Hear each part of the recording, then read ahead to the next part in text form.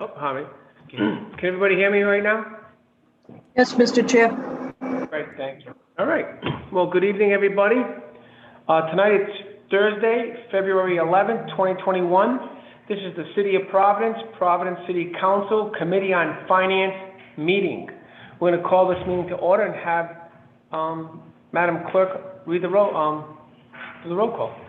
Chairman Igliosi. Present. Vice Chairwoman Ryan. Present. Councilwoman Castillo. Present. Councilwoman Anthony. Present.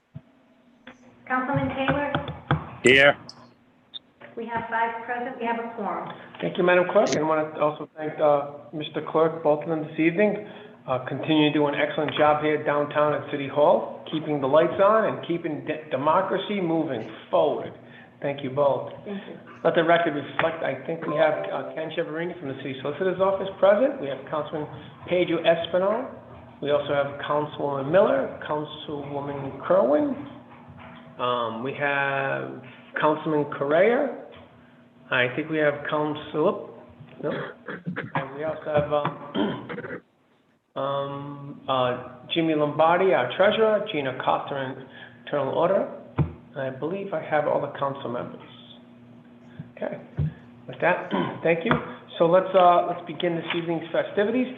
First, we need to entertain a motion to waive the readings of 1, 2, and 3 and take them up together and to continue them to the next meeting. Do you have a motion of that? So moved. By Vice Chair. Do I have a second? Second. By Councilman Castillo. Discussion. All in favor? Aye. Aye. Motion carried. Next, let's go to item number 4. Madam Clerk. An ordinance amending Chapter 5, Buildings and Structural Appurtenances of the Code of Ordinances at Article 10, Building Energy Reporting Program. Okay, great. So what we need to do is entertain a motion to continue item number 4, but to post it, to schedule it for a public hearing. So moved. May I speak on that? Second. So Hang on, moved. hang on. Let everybody, just everybody understand. I do the motion, the second, then discussion. So everybody just, and then during the discussion, we'll also add the exhibits, okay? That's motion, second, discussion. Sometimes we all get confused, so everybody hang on for a second. So do I have a motion to continue item number 4, but to schedule it for a public hearing? Do I have? So moved, Mr. Chair. Second. Council Castillo. Discussion. Councilman Anthony. I am so sorry that confusion was on my part, so I'm sorry No I problem. interrupted everyone. But I do appreciate the opportunity to speak again on this. So I just wanted again to I know we are going to refer for a public hearing, so I appreciate the opportunity to speak for a brief minute. As you all know, the climate change is a clear, present, and growing danger to all, especially coastal communities like Providence. And also, this climate change disproportionately impacts our marginalized communities. So I think it's really incumbent upon us to take this action as quickly as possible. And in Providence, the buildings account for over 70% of the greenhouse gas emissions.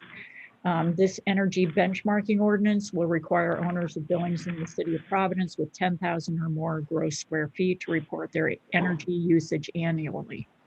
So I really look forward to the public hearing. I know that Liam Bamberger will be speaking, as well as many other people who support this ordinance, and certainly will be able to answer everyone's questions regarding the specifics of how this ordinance works, how the benchmarking tool works, and answer very specific questions. I will ask that there are a number of people that are in support that are here tonight, not to speak, but just to show their support. But there are a number of letters of support that I would love to have marked. I would specifically like to make reference to the fact that the Providence Foundation just this week sent in a letter of support. And I think the reason that is so important to know is that the Providence Foundation consists of most of the large building owners in the downtown. And Leah Bamberger and her team have worked very hard with the Providence Foundation since 2017 to address their issues and reach some consensus on this. And So I'm just thrilled that we have their support of this ordinance moving forward. So I'd just like to ask that that the chairman mark the exhibits so that everyone has an opportunity to review them. Thank you. Actually, I have them right here, so, any other comments, so I can, if not, then I can begin entering these items as exhibits. All No, right? Mr. Chair. So, part of the discussion, Madam Clerk, I have, the first item, we're gonna enter, mark it as Exhibit 4A, and it's a 2-page document from, a group of organizations. It's entitled Building Energy Reporting, Harnessing Market Forces to Save Energy and Drive Investment in Providence Buildings.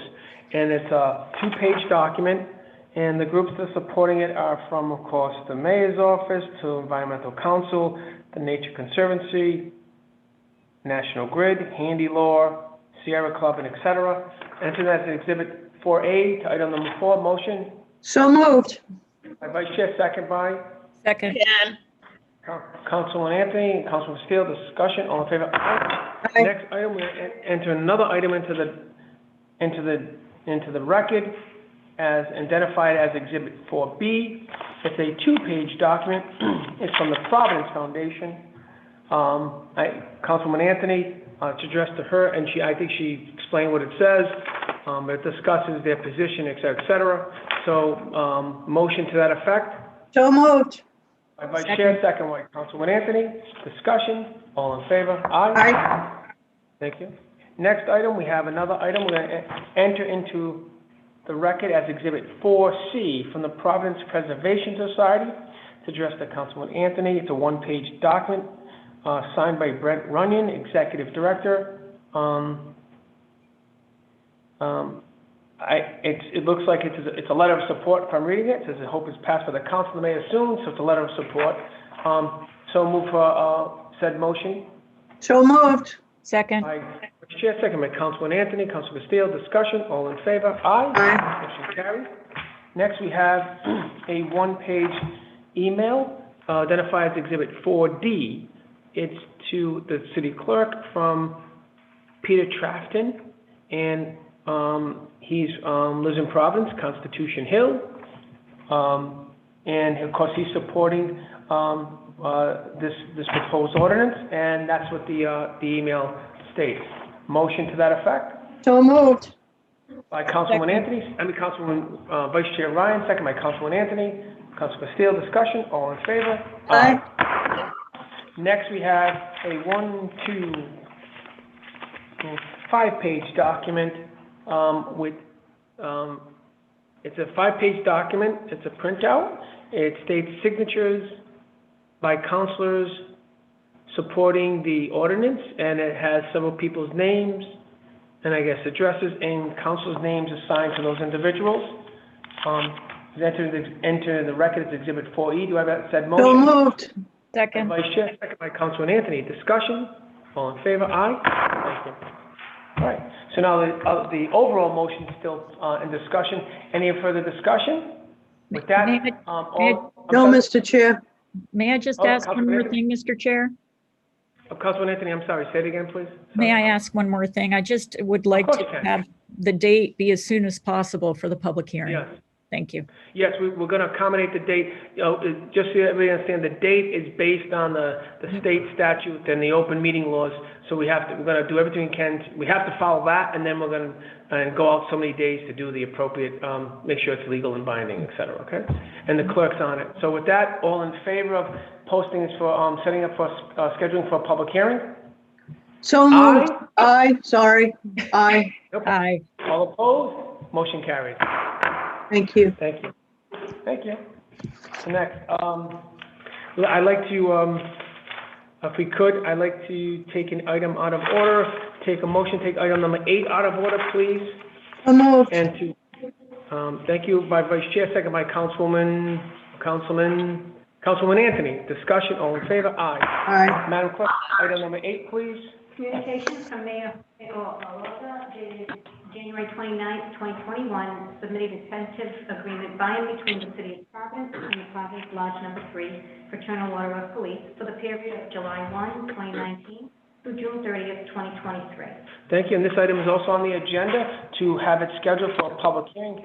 Can I have a motion to that effect, please? So moved. Motion by Chair, second by Councilor Steele. Discussion. All in favor? Aye.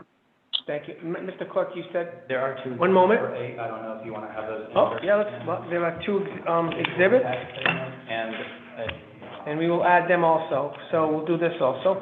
Mr. Clerk has told me we have two exhibits to be added to item number 8. If I may, it's a 1, 2, 3,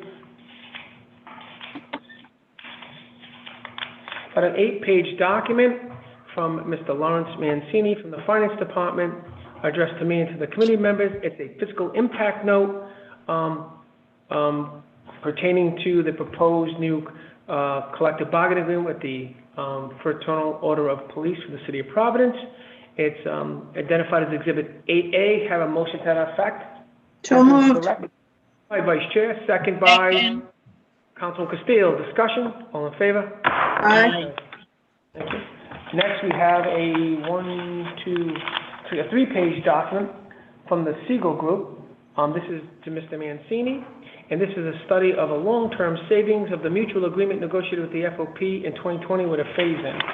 It's identified as Exhibit 8B. So as in moved. boy. Vice Chair makes that motion. Second by Councilman Castillo. Discussion, all in favor? Aye. Aye.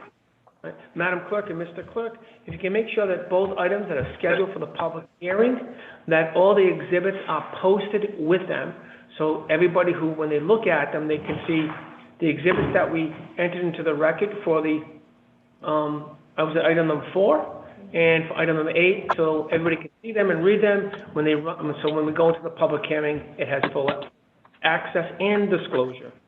Thank you. Thank you very much. And next,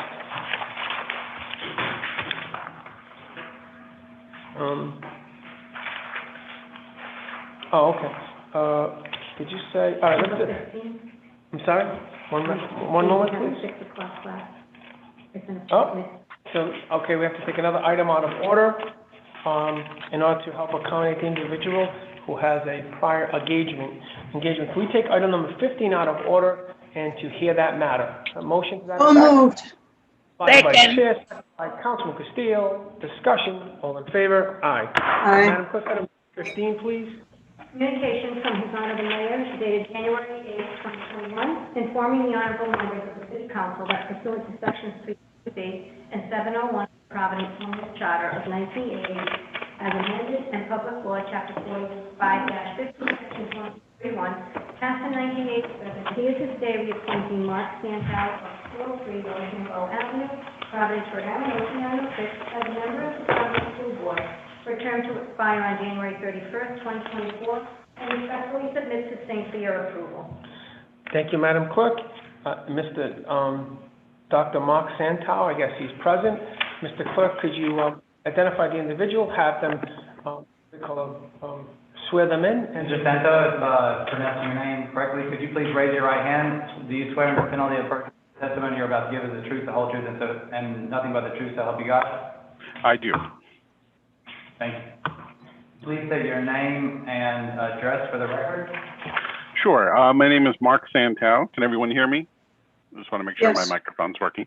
My name is Mark Santow, and I live at 203 Rochambeau Avenue here in Providence, 02906. Thank you. Welcome. So it looks like, Doctor, you would like to get reappointed to the Providence School Board. Correct. Yes. So why don't you do, if you could, why don't you tell us a little bit of brief history of yourself, what you have accomplished on the school board presently, and what would you like to expect to try to accomplish? So Sure. you have the mic, sir, and then we'll take questions. Okay, great. Thanks everybody for giving me the opportunity. It's good to see all of you, and I hope this meeting finds you all healthy and your families healthy as well. My day job, I'm a history professor. I'm a professor of American history and the chair of the history department at UMass Dartmouth. And my areas of teaching and scholarly expertise are history of race relations, cities, and social policy in the U.S. My scholarship is mostly about the historical origins of racial inequalities in housing and education. And it is in part because of some of those interests that I first applied for the school board back in 2014. My belief was then and remains that I can bring some of that larger policy knowledge and historical background to bear on some of the issues that we face here in Providence. And I've certainly tried to do that over the years. One of the things that I do in my day job is I also supervise our teacher training program at UMass Dartmouth, training in middle and high school social studies and history teachers. So I've been very much involved in middle and high school curriculum in Massachusetts, as part of my job there as well.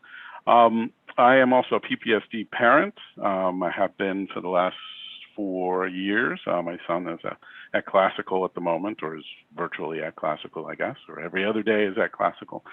I've been on the school board since 2015, and the issues that I've focused most strongly on, given my interest in policy generally, have been policy issues. So I have been, for most of the time I've been on the board, either the chair or the co-chair of the school board's policy committee. And as part of that work, either running or assisting to run the policy committee, I'm really proud of a lot of things that we've accomplished together. Everything that the school board accomplishes, and I suppose our failures too, are generally collective ones, shared ones. But over the years, we've passed a racial equity policy, which to try and move our district towards a more racially equitable, just, and restorative discipline policy and overall policy. We have really emphasized expanding resources for social emotional learning. Many of our students, because of poverty and other life circumstances, have pretty tough things that they deal with outside of the classroom, and that manifests itself in various ways in the classroom and in our schools. And so we, through the policy committee, have really tried to commit to bringing as many resources as we can in a limited resource environment to supporting social emotional learning. And more importantly, even when resources are scarce, just simply to prioritizing it, right? That if our children are going to succeed, if our students are going to succeed, we need to treat them as whole people and understand where they're coming from and what their families are grappling with, and try and help our teachers as best they can to understand that as well. We passed, the policy committee passed, and I worked very hard on our code of conduct policy as part of our overall racial equity policy to try and move us towards more of a restorative justice approach to discipline. There are some serious shortcomings with that, which I can talk about here as we go forward, but I'm certainly proud of working with my colleagues to push that forward. We focused on health and wellness, on transgender and gender expansive student rights in the system. I have worked really hard both inside the school board and out in the public on school facilities issues to try and get a state bond on the ballot and passed back in 2018, working with a variety of different community coalitions and groups to help people see the connections between the quality of school facilities, or lack of quality of school facilities, and student learning, and to try and persuade the citizens of the city and the state that we need to find ways to support and improve our school facilities beyond just making them safe, warm, and dry. Another thing that I'm proud of, it's not an accomplishment that's that easy to explain, but for all of you work in city government, so you have a sense of this, really just kind of the minutia that one's engaged in on the school board. It feels like minutia, but it's not. We play a judicial role in interpreting and enforcing the collective bargaining agreement when grievances come before us or decisions about rehiring and dismissal come before us. We are also given data presentations by PPSD employees about student learning, about chronic absenteeism and so forth. And part of the role of being a board member is to try and analyze the data, ask good questions, and try and always keep in mind the broader strategic direction of the district, even while we're drilling down into the weeds, which is a mixed metaphor, but whatever. While we're getting into the details of it. So, those are, board members work on a lot of things, and those are the things that I've tried to really concentrate my efforts on. One of the things that can be a challenge for a school board member is there's so much to do, so much that needs to be done, and one has to kind of prioritize what skills we can bring to bear on problems that matter. And that can be a challenge for new board members sometimes, and even for those of us who are not so new.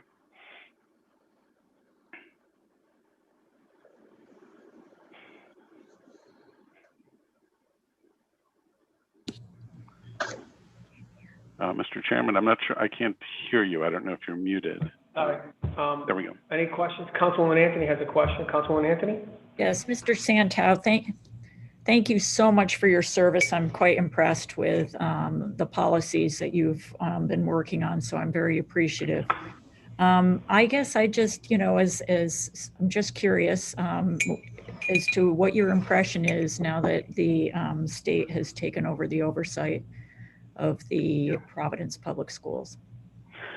Yeah, that's a good question. I was, the board took a vote, which I think in the end, legally speaking, wasn't determinative about the takeover. We didn't really have any say about that, but we did take a vote, and I was one of the 2 board members who at that point voted in opposition to the takeover. And the reasons why I did that, we don't know how deeply we want to go into this, but the reasons why I did that, I was skeptical that RIDE had the knowledge or the capacity to run a district of this size. I was skeptical about the state taking over the district without a thoroughly vetted, publicly discussed plan that was going to be well-resourced, perhaps with additional resources for the district. They sort of did the takeover and then did the plan. I was not comfortable with that. I'm not opposed to the idea of a takeover in general. I was just not. I felt rushed to me. That's why I took that's why I took the vote that I did. But it's hard to assess right now, right? If we want to be objective about the takeover and whether it's worked, there have been so many utterly bizarre circumstances that have taken place since RIDE took over. The pandemic, obviously being one, but there was a bus strike and the work to rule and various other things that have just made things very strange. So I am a skeptic by nature. I'm a skeptic of the takeover in general. I think that's a good position to take if we want to hold RIDE accountable.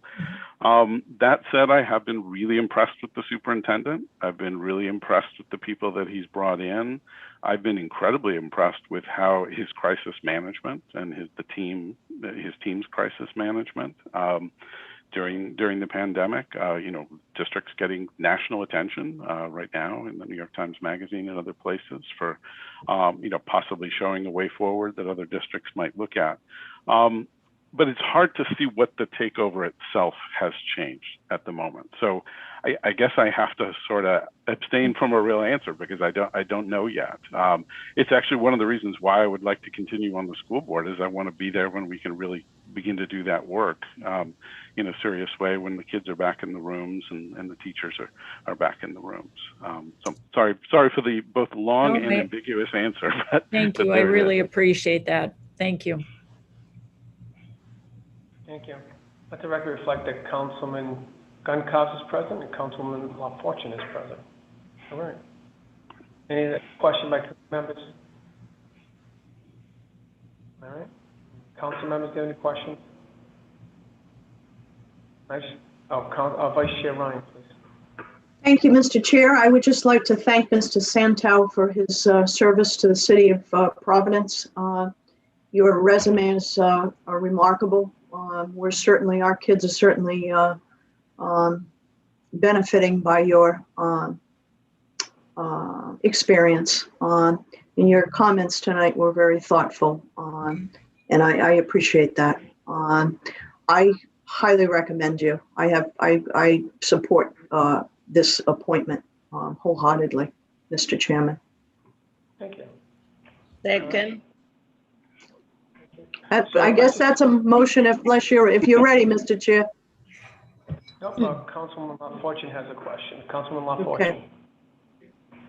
Oh, no, I'm just thanking, thank you, Chair. I'm just thanking Mr. Santow for just all his work and, you know, for the community around education, and just everything that he continues to do to be a strong advocate.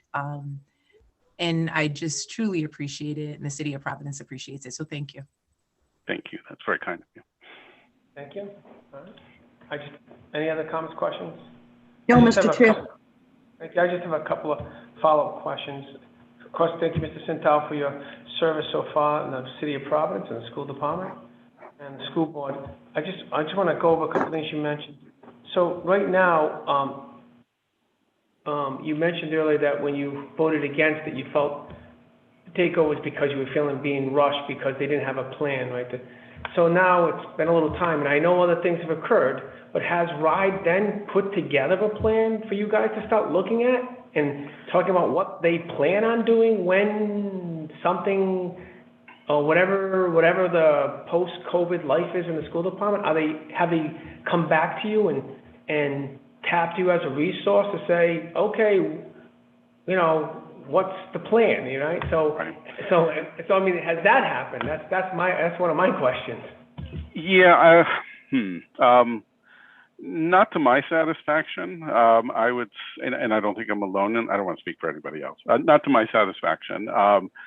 You know, we've been shown the outlines of the priorities that would inform a plan. How about that? That we've been shown. I'm not sure, to be honest with you, how different they really are from the strategic plan that the school board had put into place before the takeover. We generally believed, I think unanimously as board members, that we had a strategic plan that was going to move the district in positive ways, but we ran into many, many obstacles along the way in trying to implement it, all of which, you know, you are as familiar, if not more familiar with than I am. Many of them having to do with resources, some of them having to do with the collective bargaining agreement with teachers and the lack of the board's, you know, participation in the negotiations of that contract. Some of them have to do, quite frankly, with the demographic imbalance in our teaching force and the long-standing historical patterns of racism that persist into the present and limit our ability to do some things that we really need to do. So, you know, given that I think that, the takeover seemed like the sort of Hail Mary pass that maybe we needed. But as I said, I voted against it when it was first proposed because I felt like we needed to see the details of it. I think as public servants, the school board was doing a disservice to the students and the parents and the citizens of the city by simply handing over this kind of awesome grant of power without really having a sense of what they were going to do with it, how long it was going to last, how they were going to be held accountable while they had it, et cetera. You know, and since then, there's good people in charge and they've done well, but I don't have a real sense of what the takeover plan is, to be honest with you, beyond trying to invest in really high quality teachers, trying to diversify the workforce, you know, bringing in high quality curriculum that's similar across the district. You know, these are priorities I know that are part of the turnaround plan. I would argue they were priorities of the school board before the turnaround plan. But again, a very long. Yeah, I'm sorry. Go ahead. How about presently right now? Right now, what's a typical school day now? And are all the teachers actually physically back in the building? Are all the students in? Is it all is it hybrid all over the place? Like, what's a day in the life in one of the children of Providence's? You know, like, what's their experience in the school department? And what's the day in the life of a teacher? Like, are they there? Like, what's happening? Can you give us a little more understanding? Yeah, I mean, it's very hard to generalize, I would say, because it really differs at different levels of schools. So, you know, the effort, the data, the research tells us that, you know, kids need to be in school physically as much as possible, and younger kids and kids who struggle a bit more, that imperative is even stronger. And so that is to the superintendent's credit, I think, and I know, reasonable people can disagree, with him and I guess with me about this, but I think to his credit, he has put the needs of children front and center, from the get-go. And so our elementary school kids more often than not are physically in buildings, and therefore their teachers are as well. Middle and high school, the schedules are more varied. So just for example, my son is in 9th grade at Classical. Yesterday he was in the building, today he's home. So they've split up into 2 cohorts for most of the students. They learn distance on one day, and they learn at home another day. It even varies with grade a little bit. We do have thousands of kids in the district who are also entirely online, right? Who are in the, I believe they call it the Virtual Learning Academy for families that chose for a variety of reasons not to send their kids to school in person. What we've been trying to do on the board, I think successfully, is to push the superintendent and those who work for him to present data to the people of the city and to us in public meetings about who's in school and who's not. If they're distance learning, are they turning on the computers and keeping them on? Who's being left behind and who's not? My great fear. Do you actually have access to that information right now?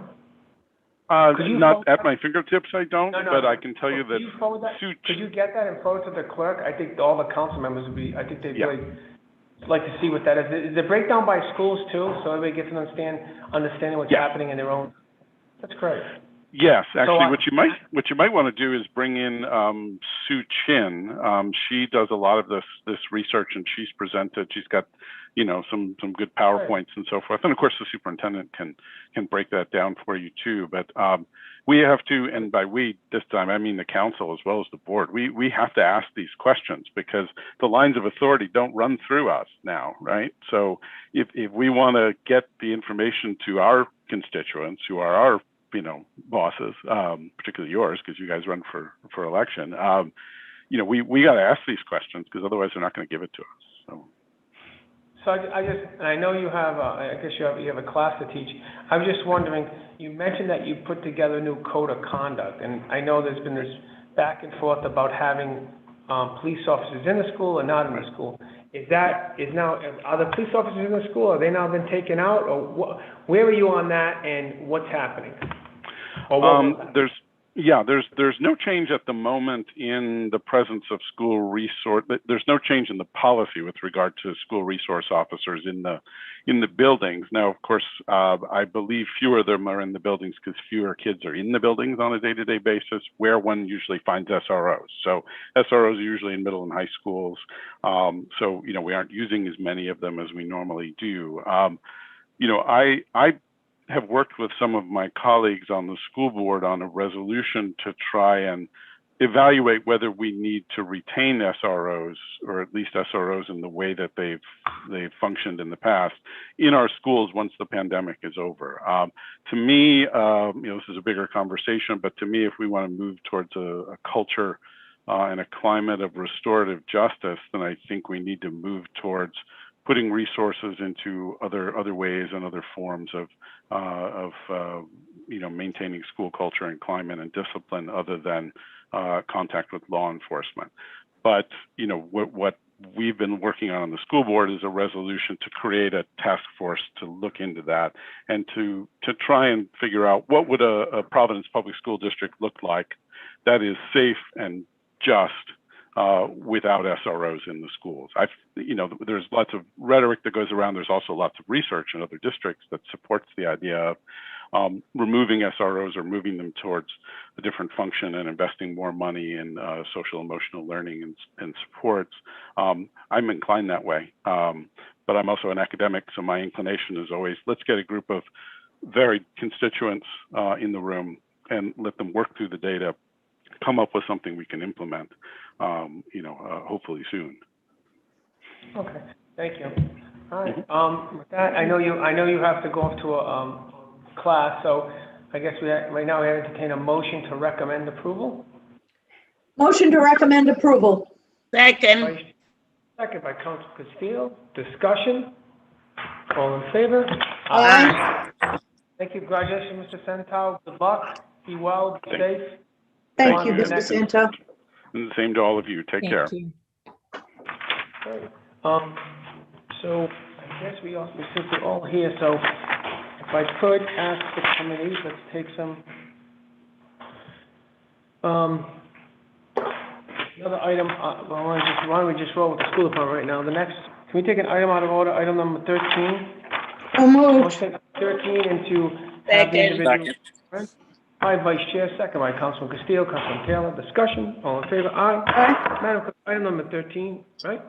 Communication from His Honor the Mayor dated January 8, 2021, informing the honorable members of the City Council that pursuant to Section 302B and 701 of the Providence Homeless Charter of 1980 as amended and public law, Chapter 45-50, Section 2031, passed in 1987, he is to stay the appointee Daniela Garcia of 16 Wallace Street, Providence, Rhode Island, 02909, as a member of the Providence School Board for a term to expire on January 31st, 2024, and respectfully submit the same for you.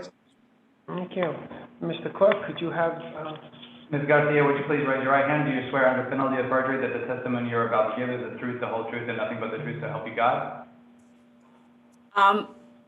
Yes, but I seem to be having trouble with my video. Can you guys see me? All I see is my picture, my profile picture. Yes, we cannot. There it is.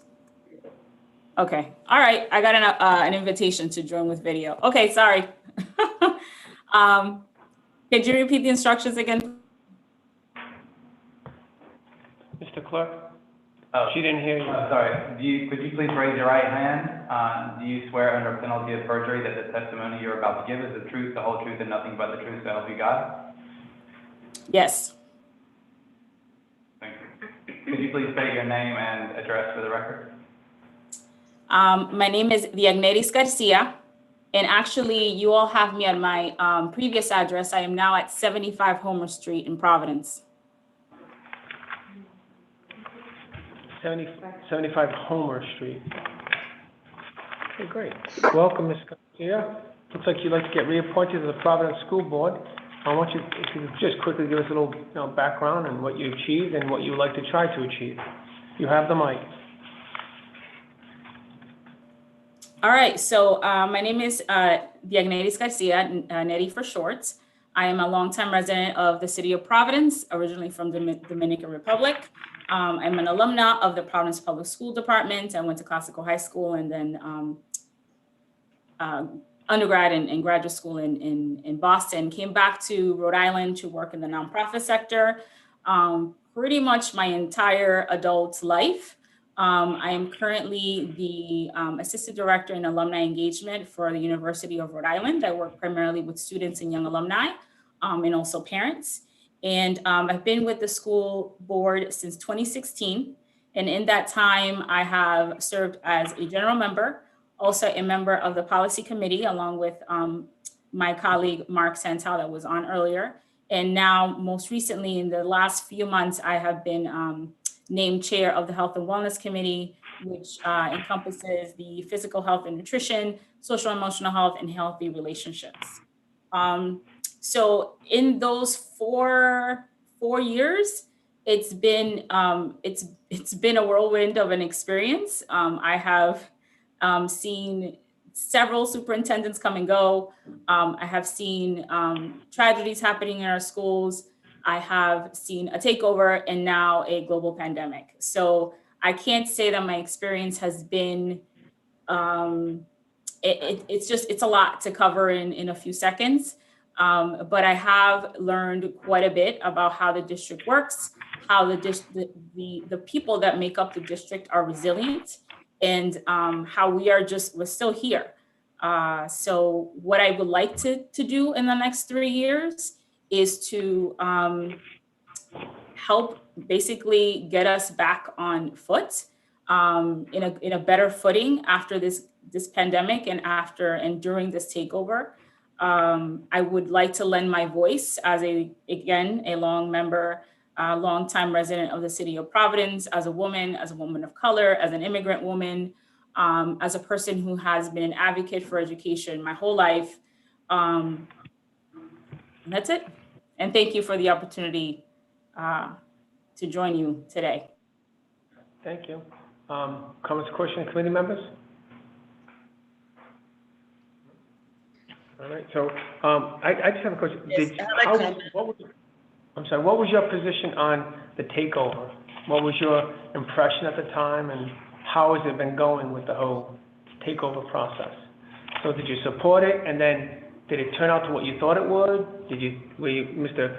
Santel said he didn't, but he explained why. So can you give us a little insight on how that all happened for you? So the takeover, I follow what happened in Central Falls with the state takeover there. And so we were all very, very much wary of what would happen in Providence, much bigger district, and that much more complicated in size and in scope of the work that needs to be done. So I can't say that I was wholeheartedly supportive. I don't think any of us were.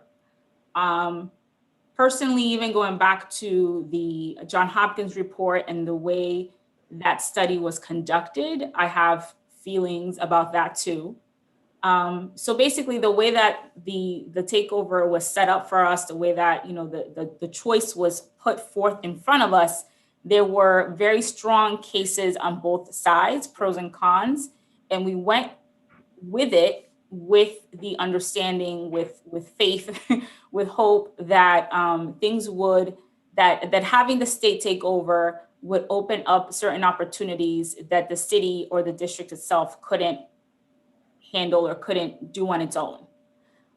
We thought, or we were told, and we thought that having the state involved in such a direct way would make certain things easier. And what we have learned is that that is not the case. Things are still hard.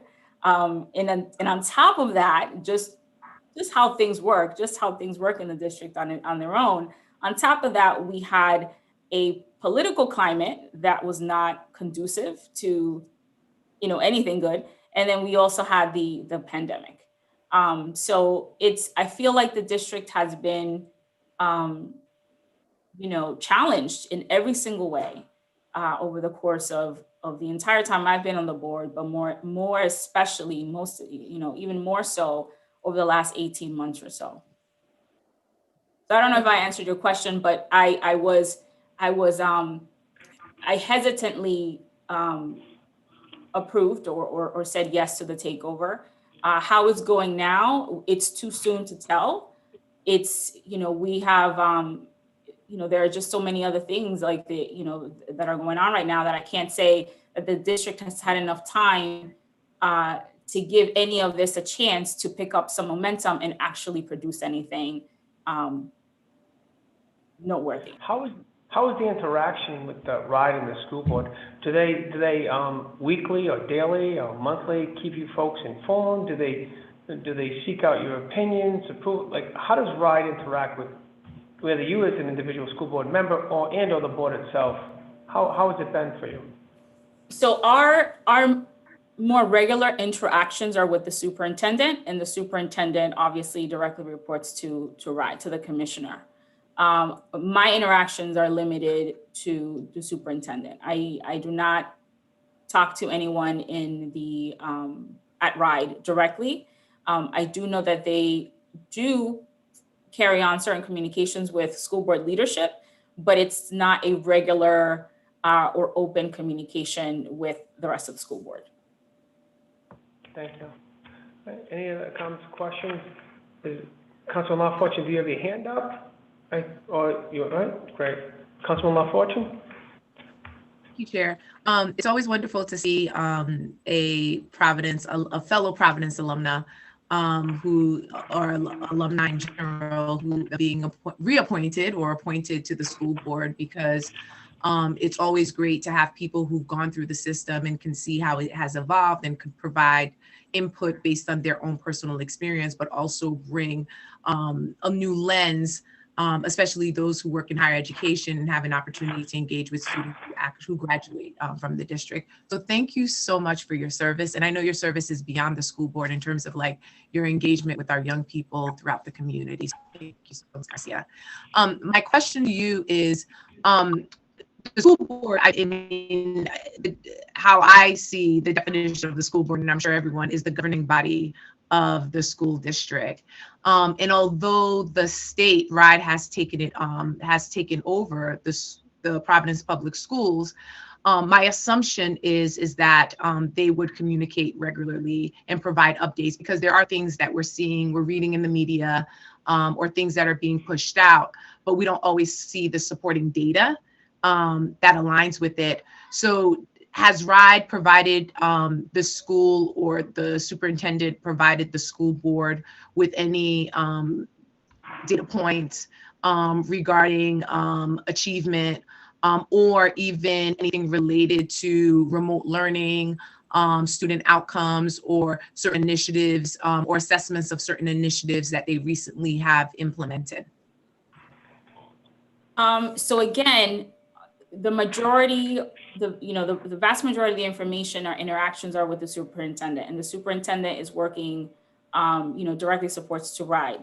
We do get maybe quarterly reports on how things are going, the budget, the various policies that are in place, attendance, how virtual learning is happening, reopening of schools. I believe so far we've gotten maybe 3 or 4 different reopening of schools presentations. They're held during our regular school board meetings. We're generally meeting about once a month. They're public. I would like to think that the information that they present to us is also made public. It is. It's posted over in the attorney, in the Secretary of State's website. So with all that said, yes, we are receiving regular communications, but it's not necessarily through the Department of Ed. It's more through the superintendent and his work with them, if that makes sense. Thank you. All right. Councilwoman Castillo, Councilwoman, you have the mic. No, I want to say to her, thank you for your service. And I'm so proud for you, Dominican women, to be in charge. We have a lot of Latinos in the school, and get someone here to help the Latinos is really good to me, because sometimes they make a phone call and we don't know who we are to call. Thank you for your service. Thank you. Councilman, any other comments or questions? I just have one other follow-up question. I was wondering, what's your position on the police in the school? School resource officers. I am also, on the same page as my colleague, Mark Santow. I was one of the people that was trying to get together a resolution shortly before the start of last school year regarding our stance on resource officers and whether or not they should be in our schools. So to make a long story short, police presence should not be in our school buildings. That is my position. I think that resource should be utilized elsewhere. I am also of the mind that our police departments should also rethink how they use the resources that they are allocated in ways that benefit our community and not police our community. It's traumatizing, it's demoralizing, it produces more problems than it solves, and it also, it's not good for the community, I feel, in the school community. We've heard this from teachers, we've heard this from students, we've heard this from parents. Yes, people I think, have a tendency of equating police presence with safety, and that's not necessarily the case. So that's my stance. SROs should not be in our school buildings. Thank you. All right. With that, to entertain a motion for recommendation? So moved. Vice Chair, by Councilor Castillo. Discussion? All in favor? Aye. Aye. Motion carried. Thank you, by the way, for your service and hopefully your continuing service. Be well and be safe. Thank you. Thank you, you too. Next, Madam Clerk, if you could go back to the top of, I think it's item number 5, is that right?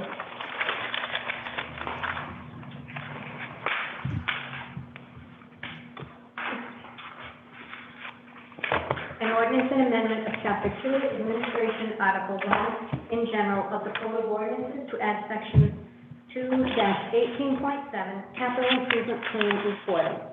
Okay, so at first I believe there's actually a substitution on, no, is this a substitution, Madam It Clerk? does have a... Right? Substitution by the sponsor, is that correct? Okay, so I entertain, by the way, if we can make a substitution, item number 5 for 5A. So And moved. it's a 2-page substitution. Motion by Vice Chair, second by Council Castillo. Discussion, all in favor? Aye. Motion. Now I'd like to entertain a motion to, to set this up for is this set up for a public hearing, this There's one? one more, there is one. I'm sorry? I know, but is this for a public hearing, yes or no? It is. Oh, no, okay, all right, it's not, I'm sorry, okay. There's another exhibit you said?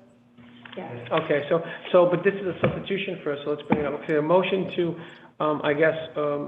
now that we have the substitution, a motion to discuss item number 5, substitution 5A, right? We're gonna bring that up now. Second. All in favor? Aye. Who's going to speak on this item? Is it Councilman Anthony? Great. Councilman Anthony? Yes, Can you thank you. please tell us about the item, please?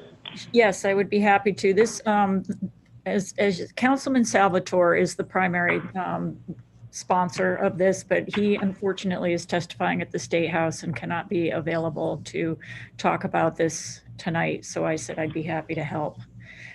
So as it's a short amendment, the proposed amendment is really an effort to educate the public on what is exactly happening with our CIP projects. As you know, we spend quite a bit of money on the projects, and the public seems to not know what is going on, and they should. So this basically, what this does is requires that there be that the administration publish and maintain on the city website information regarding all capital improvement plan expenditures. And the information also will include the status of all the projects, including the start date, the budget, the milestones, current expenditures, the department that's responsible for the project, commitments, the anticipated completion dates, and the location for each of the projects. And it also will require that there be monthly reporting on the CIP projects to the City Council. So this really is an effort just to make sure that there's a transparent and open, way of people understanding exactly what is going on with the CIP projects. Thank you. In a nutshell. Just a housekeeping measure, just before I get to further questions. Councilman Anthony, in the substitution on the second page, do you have it in front of you? I do. What does it says a monthly report regarding program health will be submitted. Does it mean regarding the program? What do you mean? What do they mean by health? I don't, do they? Is that a grammatical thing? I might ask if I don't know if Sean Bouchard is available. I'm not. There were some changes made last minute. Yeah, I just thought because it seems kind of odd. It says a monthly report regarding program health will be submitted to the process. This should be a monthly report regarding the program, right? Not the. This is not a patient, right? It just seems like it's an odd word for that. That's what I'm saying. Yeah, but I think it goes on to say that would be the status of the bonds, the progress updates, or I could also ask, I know that Jordan Day is also here, and she's been working with Councilman Salvatore on this. So I would, if it was all right with you, I think she could speak to that. No problem. It sounds like it's almost like a term of art. It sounds like someone who uses that word all the time, and then, you know, and they typed it in. That's kind of how they speak, you know what I'm saying? That's my fault. If you want to swear me in, I can explain. I actually have the internal auditor first, and then we have you, Ms. Day. So internal auditor?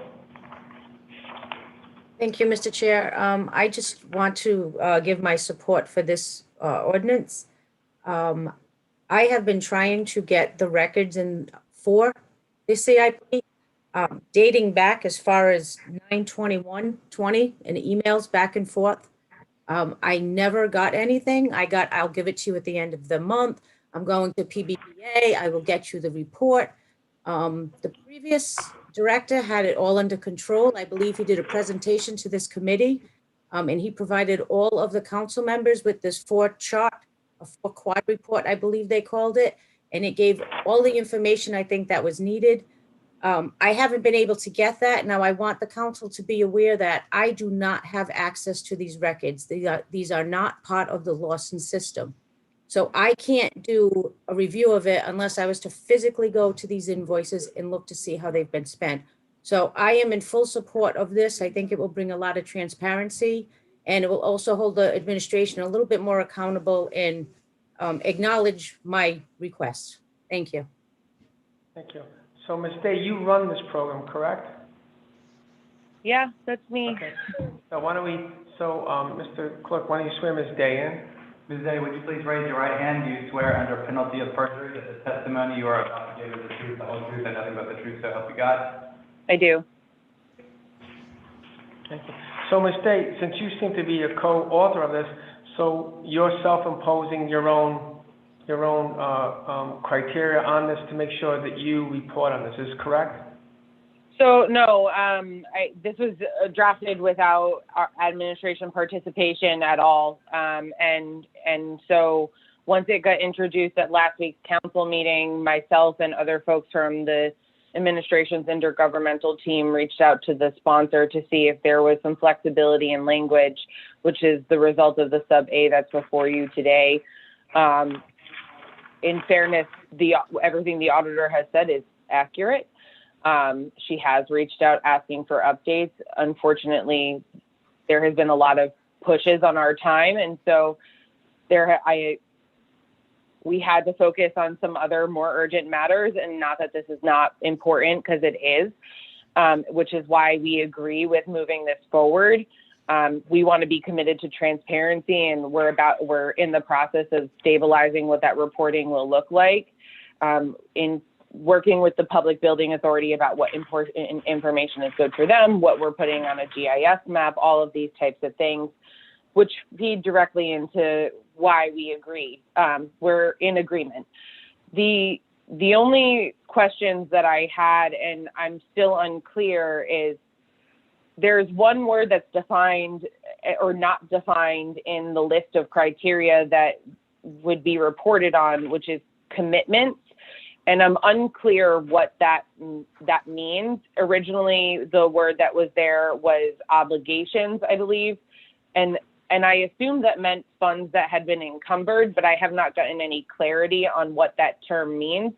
So if we want to say commitments, if we could say committed funding, that would help give me some clarity as far as what I'm reporting on. Because if you want to hold me accountable, I am all for it.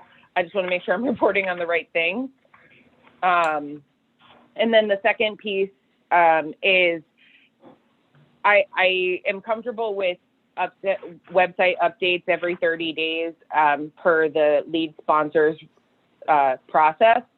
The only point of feedback that I've offered is that a monthly written report, I don't believe would be substantive and demonstrate real progress. And I also just think it would become cumbersome for city staff like myself and the other project managers who feed into that report in order to do monthly reports. And so I had originally requested that those written reports could be quarterly, but I'm also open to feedback if there's another frequency that the body is amenable to. Okay, so before I go into the, I think we have the treasurer, then we have vice chair. Ryan. Mr. Treasurer? I'm just looking at the sub A now, and it initially says the director of the Department of Public Property. Then it strikes it out to say no more than every 30 days, the administration shall publish. Who's the administration? Like, what's the administration? Who's responsible for it? I would say that someone should be directly responsible for publishing this, whether it be the chief of operations, someone, because the administration is, everybody's going to be pointing fingers at each other. One second, Councilman Anthony. I know you work closely with the sponsor. Can you help us with that? That's a great question. So can you help us with that? I can. I would say that I would agree. I think that we could put whoever, I believe that person will be Jordan. So that would be her title or her designee. You know, that kind of flexibility, just so we know who we're asking. And just in case Jordan can't do it herself, then it would be her designee. That's how I would suggest we fix that. Okay, so then we'll make that a amendment at the right time. I have a recommendation for language if you'd like it. Why don't you hang on 1 second? If we're gonna make the changes, we'll make them all at the same time. Is that okay? Mm-hmm. So one of the issues about adding a designee, we know that. One of the other issues was commitment.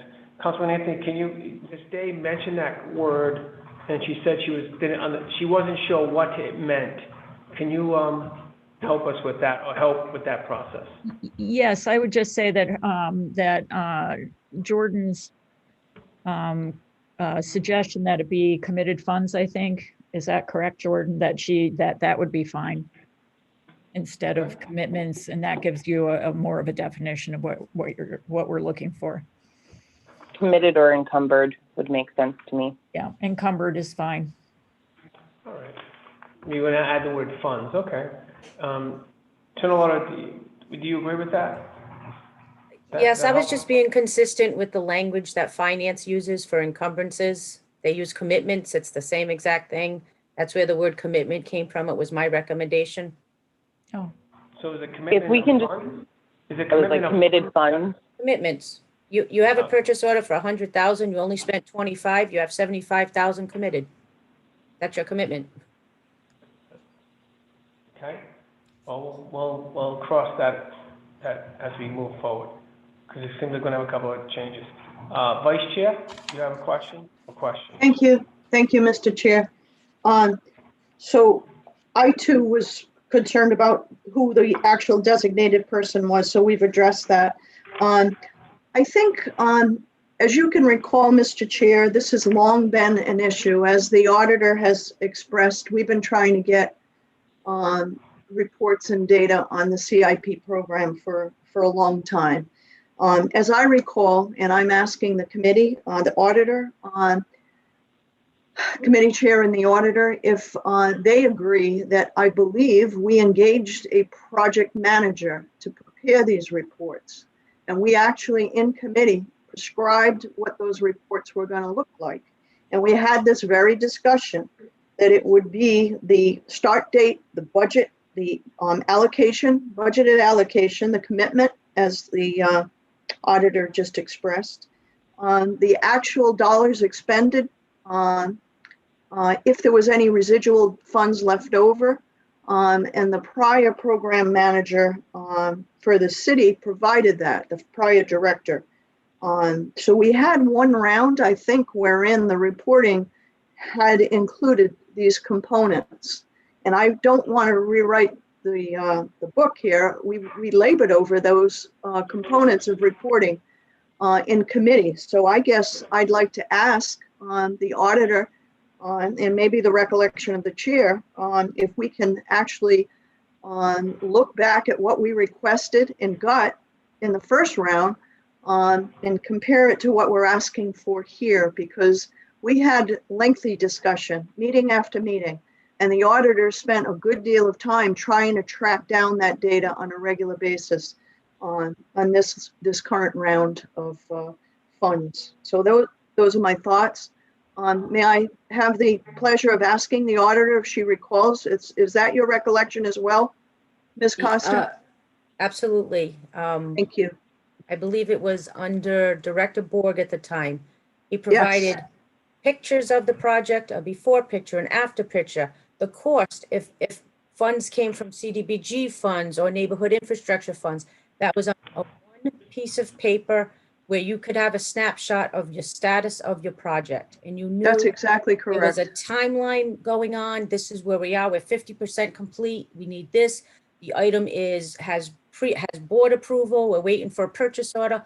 All of that was entailed in his report. And we ask for it monthly because you go to PBBA for payments monthly. You submit the payments. So when that is done, there's no reason that this program can't be updated at that point. So I have voiced this concern to for some reason they didn't like it. From what I understood is that's the way we wanted them presented. That's what the finance committee agreed to. And I believe the entire council was happy. I mean, I don't want to speak for them, but I thought that they were comfortable with that type of reporting. You can speak for us, Gina, because we actually labored over it and we spent a good deal of time, Mr. Chair, as you recall. I would like to revisit that reporting and see how it comports with the spirit and intention of this resolution. To make sure that, you know, we're not just spinning our wheels and that we're recalling the labor that we went through to get it to a point where it was in good shape and it was a good presentation of what was happening. And most importantly, Mr. Chair, if you recall, there were dollars left over or there was over budget. And that's an important component of this reporting. You know, it was critical to us. So anyway, those are my thoughts on, and I would like to ask the auditor if she could look back at that effort and try to make it comport or give us the guidance so that this legislation can try to comport to that prior body of work that we labored over in committee. Thank you. Treasurer, do you have something? You have a question, Treasurer, or a comment? Yeah, I just, Councilman Anthony, thank you for that. I would just say that I would ask that it be the responsibility go to the director versus the deputy director. I know that Ms. Day does have that knowledge, but ultimately I think the director is responsible for that information. Now, or it can be her designee, which will be the deputy. No? No, Okay. sorry, I don't want to speak out of turn. My apologies. When Director Borg left the city of Providence, his roles and responsibilities were separated. So I, Jordan Day, oversee the capital program for the city, both school and city side. And then Brenda Almonte is the director of public property. She runs the department proper and does project management. Jim, maybe I misunderstood what So Sabrina does not oversee these projects? She oversees me, who oversees the project. Right, and that's the request. Oh, that you would like it to be the COO? Oh, yeah, I thought it was the director of operations. It's a She's chief the of operations. COO. Yeah, okay. Yeah. So sorry, that's why. So if you were the deputy, I was just saying that whoever your immediate supervisor should be ultimately responsible for it. And I would expect you to be reporting it, but just. Chairman, if I may, I did recommend clarifying language originally when the original ordinance language said the director of public property. I did recommend changing it to designated capital improvement program manager, because that can change based off of if I leave someday, it will be someone else. When Mike left, it was me. Before Mike, it was the COO. And so that kind of made sense to me, but I understand Jim's point about it being the COO or their designee. And so I would just say that those were kind of my two recommendations, because I agree that I felt someone should be named, but also general enough. Internal Order, did you have a question, comment? I just have a comment of operations. If the Director of Public Property is a chartered position, and that position is responsible for all city property, why would not that person be ultimately responsible for your oversight? You are not a chartered position, that position is. It should be a chartered position because apparently it changes a lot and we lose information, good information, and now we just lost all of that information. It should be a chartered position. That's just my thoughts on that.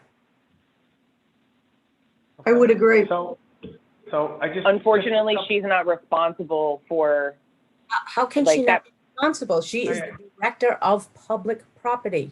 These but she's buildings not are responsible for the property. overall program.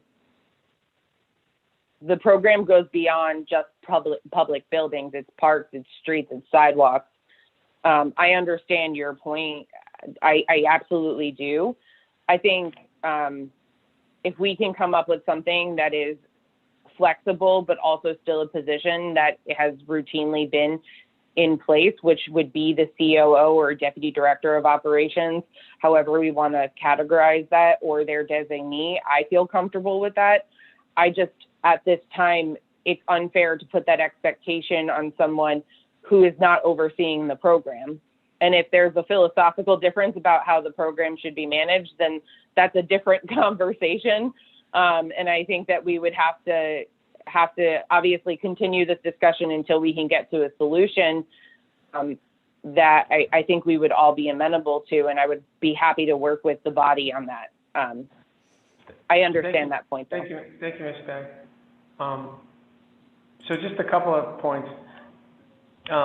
In my limited experience as a legislator, what happens when you create these types of bills, and this is a very specific type of bill about a specific thing called a CIP.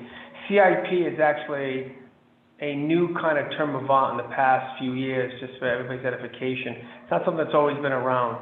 So one thing that I'm concerned about is, one, is that whoever oversees the CIP, whatever, in this particular case, we're calling out a specific CIP program. It's a 5-year program. We're talking about accounting for that program specifically. So basically, whether it's the director of the Department of Public Property or whomever, it's really going to be whoever at this point in time the city has identified as a responsible party for the CIP program, because you made it so specific, and or their designate. So that's kind of really how it should say, because this calls out for one program. Now, the second issue that I have with this is that one thing I do love about these types of proposed bills is that at the end it has no teeth. Because if they don't report, what happens? Nothing. So what happens is, you all mentioned all problems everybody's having. The internal order is not getting access to information. People feel they're not getting compliance. They feel they don't know what's happening with the program. And even if you pass this proposed bill into law, it means really nothing, because there's no ramifications for not doing it. Now, one thing I think you need to consider, and I suggested the committee, of course, Councilman Anthony, is that, first of all, one of the main issues is that we should maybe have to reiterate the responsibility and rights of the internal order that they have, no matter if it's a him or her or otherwise, right? They have full access to all records in city government. So what I would like to do is make sure we reiterate that, because whether it's in the Lawson system or not, just because it's not in the Lawson system does not mean the internal order does not have access to those city records. Okay, that's not how it works. You're going to go to the city charter, the internal has full viewing of every record and every detail in every department, whether it's the executive branch or the legislative. It's just the way it goes. So one of the things I think you need to do is reiterate that. The second thing is, if they don't provide the monthly reports or what it is, what happens? So then maybe that's where there should be some type of, reaction, meaning the funds get frozen or something has to happen, because all that's going to happen here is we're going to be calling out for a monthly report. Report won't be produced. And we go, oh, we got a lawyer, got to do a report. But it doesn't say there's any ramifications for not producing the report. So what I'm going to ask, especially the community members and sponsors, what do you want as the ramification? Because I guarantee you, 6 months from now, we're going to have a press release, council passes this ordinance, everybody's going to get their bragging rights. And 6 months from now, you're going to say, well, where's the report? And they go, well, I don't have it. And you're going to say, what can we do about it? And you can't do anything about it. Because all it says here is they're going to do this. There's no ramifications for not doing it. So when you pass an ordinance, which is a city law, there has to be ramifications if you don't comply. So what I'm going to suggest to the sponsor, Councilman Anthony, is and everybody, what is the ramifications? So for me, I think it's a good idea. I cost there should be full disclosure. The city charter, as far as I'm concerned, is already explicit. The internal order has access to everybody's record. So the first thing is the internal order getting access to all your records, Ms. Day? And if not, why? And it doesn't matter if it's in the Lawson system, or the Jordan system, or the Swanson system. So that person, internal order, has access to all those records. Where is the city administration denying the internal order access to those records, yes or no? No, that's not, I guess, I see the auditor shaking her head no. I'm going to try to cut it because we had a long agenda. If you're saying no, that's great. Then I'm going to ask you to make sure whatever the internal law is requesting for information, please provide access by tomorrow, whatever it is. Okay? Second thing is, I would also ask that, I asked my Councilman Anthony, because I know she's the sponsor of it, what would you like to be the ramifications if they don't? If they don't provide the report? And I think it's a great idea. So I'm asking you because I don't want to superimpose what I think it may be, but if you feel there's something in between you'd like to do, or you say, you know what, let it ride, I'm fine. I'm just saying, I'm just trying to give you a little look-see and experience I've seen of passing numerous city laws over and over again. And when there's no teeth at the end, it means absolutely nothing. And then basically the only place where the council person can get redress for violation of city ordinance is you actually have to go to court. And then of course you go through the normal machinations. The city solicitor says, I can't defend you. It's a council person asking, but if the mayor asks, they will defend, they will take it to court. And so I just want to say to you is that those always happen. And I remember, I don't know how many times I would see the violation of the city charter, but there's no arbiter except the court system. And the city solicitors, plural, would always say, well, that's a council request. Well, we're not going to go to court. But if the mayor wanted to enforce the city charter, they'd run to court. So it's just something I'm just trying to help all of you with to understand, at the end of the day, what happens after when they don't comply. Now, I hope they do, and I hope you're right. Let's go on the benefit that they will. But my job, I see both sides, and I want to make sure we prepare for both outcomes. So just a suggestion. So with that, I definitely think we should need to add, to reiterate, the internal auditor has access to everything, and that's that. And then I don't know, do you want any ramifications if they don't comply, Councilman Anthony? And I'm putting the ball in your court, and I want to show deference to what you think. And so. Would you like me to respond? Yeah, of course. All right, thank you so much, Mr. Chairman. I certainly understand the enforcement issue. So I understand that, what is the consequence for doing this? My fear is, when we start talking about freezing funds, things like that, we could really derail, the continuation of the project. And so I understand where you're coming from. I'm not sure. And I certainly would ask, I think probably the best thing, and I know other people would like to speak, which is great, but I think I'd like to go back to Councilman Salvatore, since he is the main sponsor on this, to discuss this very issue with him. I also hear what you're saying about the internal auditor having all access to all the records, but if we already have that in our ordinance, I'm just wondering why are we repeating it?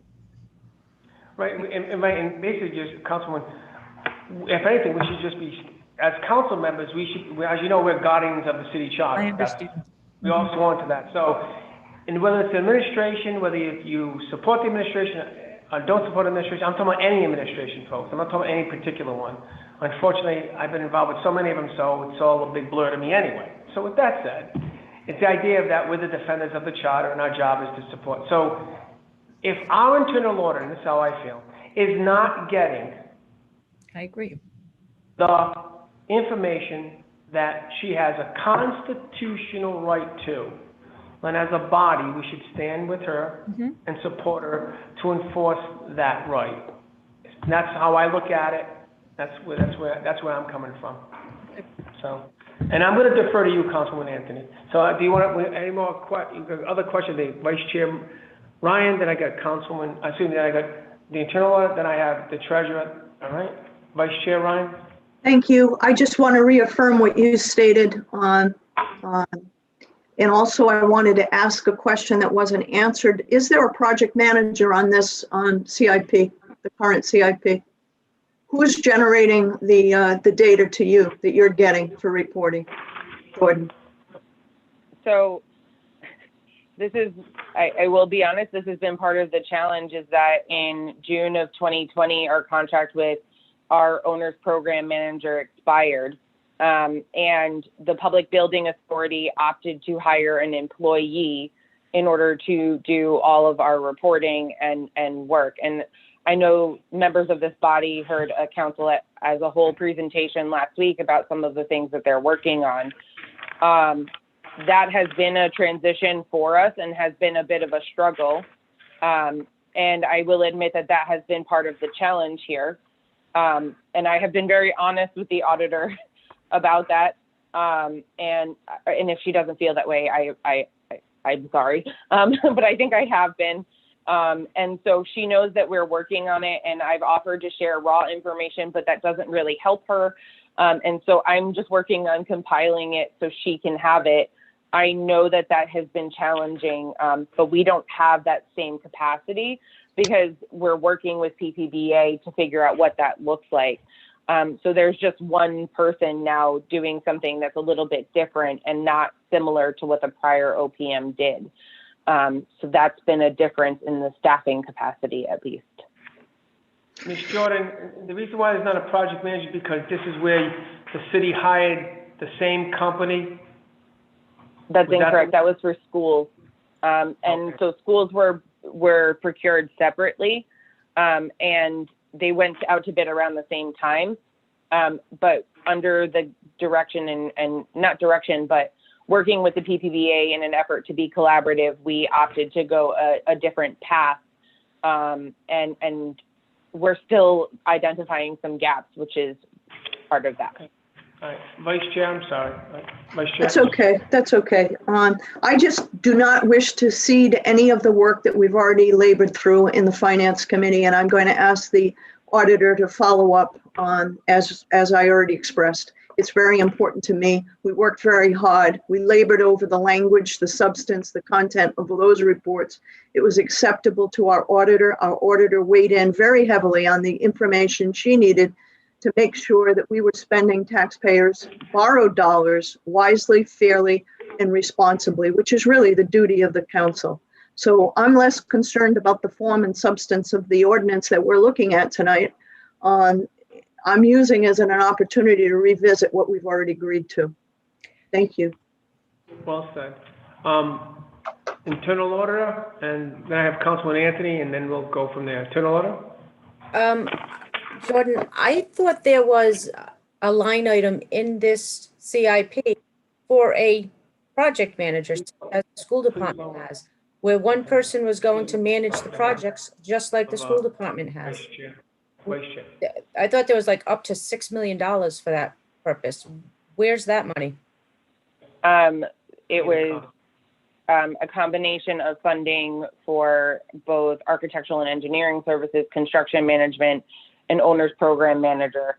Some of those funds are we're going through the procurement, so we're getting some program manager and project managers through that funding. The Parks Department just went out to bid, I think, through the MPA for architectural and engineering services, which included some of that. And so that does fall under that, but we're working on what those supports look like. Jordan, we'll talk tomorrow because now you have me more concerned about an issue. So I will Yeah, talk to you no, tomorrow. I'm happy to talk to you offline. Thank you. All right, thank you. Councilman Anthony? Yes, I just wanted to address, objection? oh, sorry, to address Councilman Anthony? the vice chair, because I just Sure. wanted to ask if, I understand, I think I remember this discussion about the specific things that we were asking for. I'm just wondering if you think that this ordinance should be amended to include those specific items. I think it would be helpful. I'm sorry, Vice Chair, I spoke. I believe that's where I started the conversation, but as our discussion continued this evening, I've left off with, I'm going to rely on the auditor to revisit our work in committee to figure out what we agreed to. There was a project manager, and this committee agreed that that was a critical component of this project oversight. And I'm going to rely on the auditor to look at the language and to try to see if we can, how we're going to move forward and make a recommendation. We may change the language in this, we may do something else. But the fact is that this body labored over the content of the reports, the initiation of engaging a project manager was critical to us. It's funded. That was, the chairman has expressed that. And that's why I'm basically throwing this over to the auditor to review the whole concept of reporting that was obliged by this committee for the entire council, at the request of the entire council. So I think it's great that that this councilwoman, that there is an ordinance presented to us tonight. We've already labored. We've done this work. And I don't want to go backward. And that's why I'm saying I am not ceding, this isn't an instrument to cede the work that we've already gotten pushed through in agreement holistically from the entire body of the council, as well as guidance from our auditor, as well as our treasurer, to make sure that we as council members have the appropriate tools to make sure that taxpayers borrowed dollars. So we're paying twice to get this work done. We're borrowing funds to put into our infrastructure. We have a duty and an obligation to make sure that those funds are spent accurately, appropriately, and that we can account for every penny. And we've had this fight, we've had this discussion.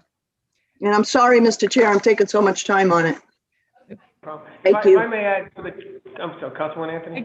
I just would say, I hear, I would agree. I think we're all on the same page here. So what I would recommend is that we continue this matter so that we can work on the language so it is consistent, and we work with the auditor and Jordan to make sure that the language is consistent, so we're not that we're continuing the good work that this committee has already done. Thank you, Councilman. What I'll I think do is that's where we're heading. Okay. I mean, let's enter the letter into the record, and then I take up that motion if that's okay with everybody. Sure. So as part of the record, I'd like to enter into the record as Exhibit 5B. It's a 2-page letter from Councilman Salvatore. Of course, a letter supporting the proposed ordinance. Enter in the exhibit, motion to that effect. So moved. I share second by Councilman Anthony and Councilman Castillo. Discussion, all in favor? Aye. So now we have a motion to continue items, sub 5A, is that what you call it? 5A? So moved. Motion to, By Vice Chair. Second by Councilman Castillo. Also, Councilman Anthony, correct? To continue? Want to make sure. All right, discussion? All in favor? Aye. aye. Thank you all. I think it was a very good conversation. Very well done. Next items is 6 and 7 both on the same individual. Cox is 6 and IT is 7. Okay, so motion take item number 6, Madam Clerk. So moved. Oh. So we're in order. We're fine. We're good. Okay, now, Resolution authorizing approval of the following contract award by the Board of Contract and Supply in accordance with Section 21-26C of the Code of Ordinances. Burnaby Tennis Academy, DBA Providence Tennis, Parks Department. thank you. Is the Parks Department online? They are. Great. I think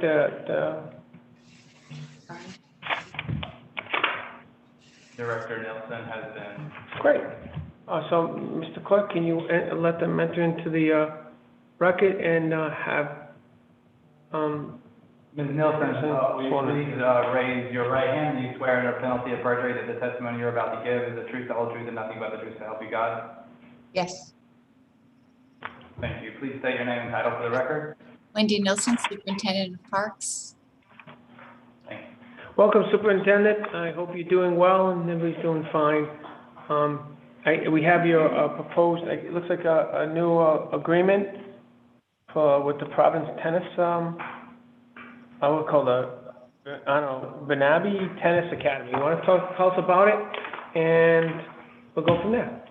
Yeah, so this year we had the opportunity to go out to bid for a new operator for the Todd Morsilli tennis courts, which are the only clay courts in the only public clay courts in Rhode Island. They're about 80 years old, and the previous operator left, and we had an opportunity to really make the courts a community asset. So the bid that we went out to bid and had one bid, and essentially it includes not only rent paid to the Parks Department to continue with our park improvements and what have you, but also capital improvements to the facility itself that are very much needed, as well as maintenance, annual maintenance. The clay courts require a lot of work, and that in and of itself is about $20,000 a year. So I think the hallmark of this and the partner is, and we had a chance with a lease extension at the end of last year, was to try some new things out and really make this vendor more of a partner than a tenant landlord arrangement, which I think the previous one was. And so they will be offering community programs to children in Providence and families, as well as special events and other things. They've also become a nonprofit and have a great program called U10 to offer tennis to all children in Providence under the age of 10 for free. So that's also another great hallmark of this project. And this contract and lease were approved by the Board of Park Commissioners on January 27th. Great, thank you, Superintendent. Any comments or questions? Committee members, councilmen? Great. Do you have a motion to recommend approval and send back? Motion to recommend approval Second. and send back to the board. It has to go back to the board? Is that the appropriate? Yep. Go back. So moved. Motion Second. by Vice Chair, second by Council Castillo. Discussion. Treasurer, do you have a question? Excuse me, internal order? No, sir. Okay, great. All right. With that, all in favor? Aye. Aye. Thank you, Superintendent, for your patience, and be well, be safe, and keep up the great job keep up the good work you're doing in the Parks Department. We're all proud of you. Thank you very much. And if you can, Chairman, call me about the improvements at Newton-Conconet Field. Yes, I will. All right, thank you. Thank you. Okay, take care. Have a good night. You too, be well. Next item, Madam Clerk, item number 7. Resolution authorizing approval of the following contract extension award by the Board of Contract and Supply in accordance with Section 21-26A of the Code of Ordinances. Information technology. Okay, great. You know who's here on this matter? Jim Silveria.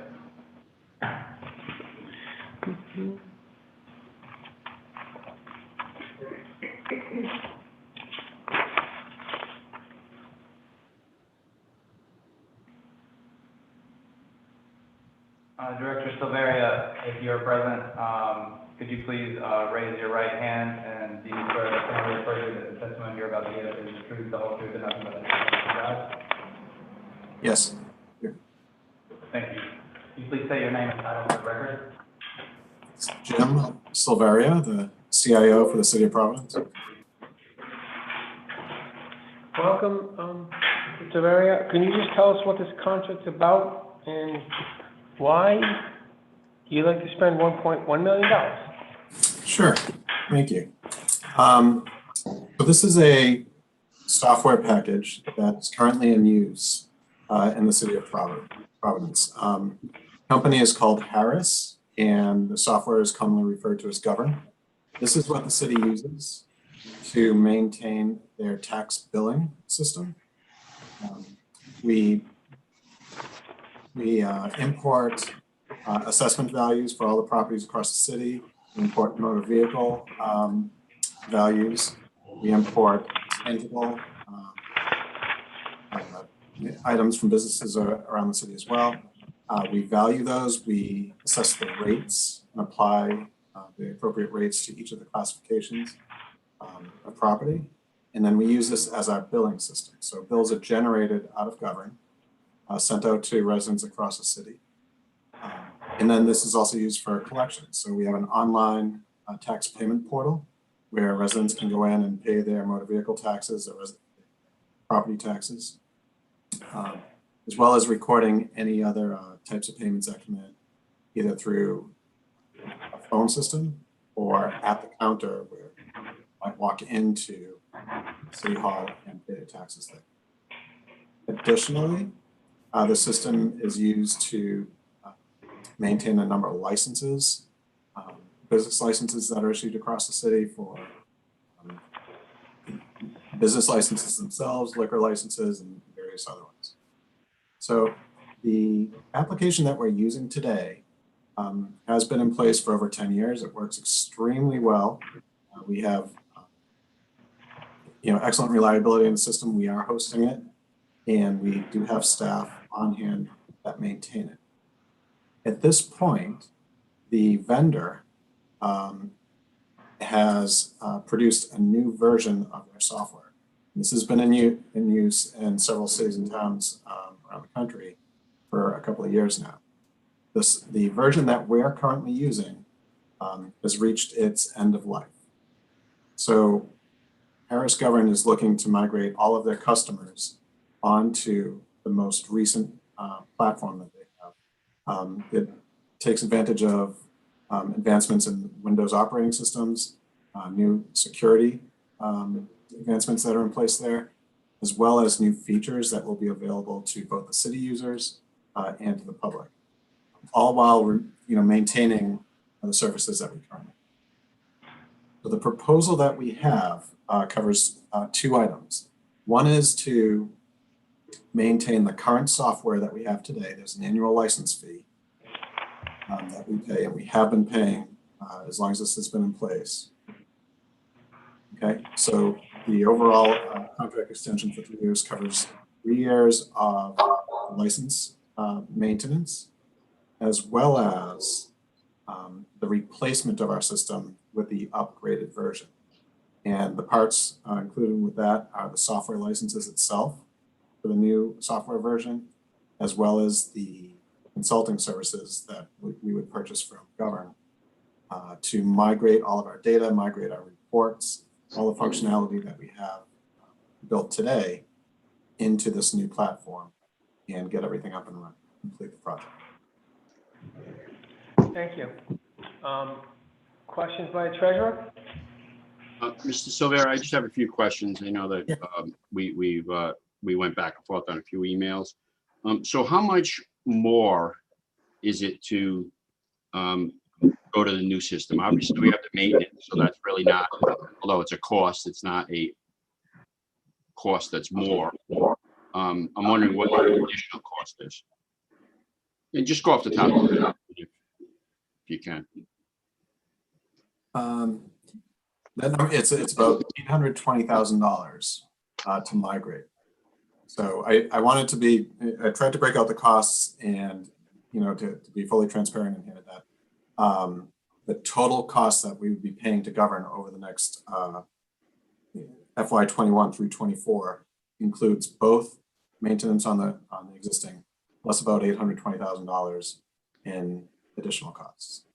And I also just want to point out, since you mentioned it, we have two funding sources for this.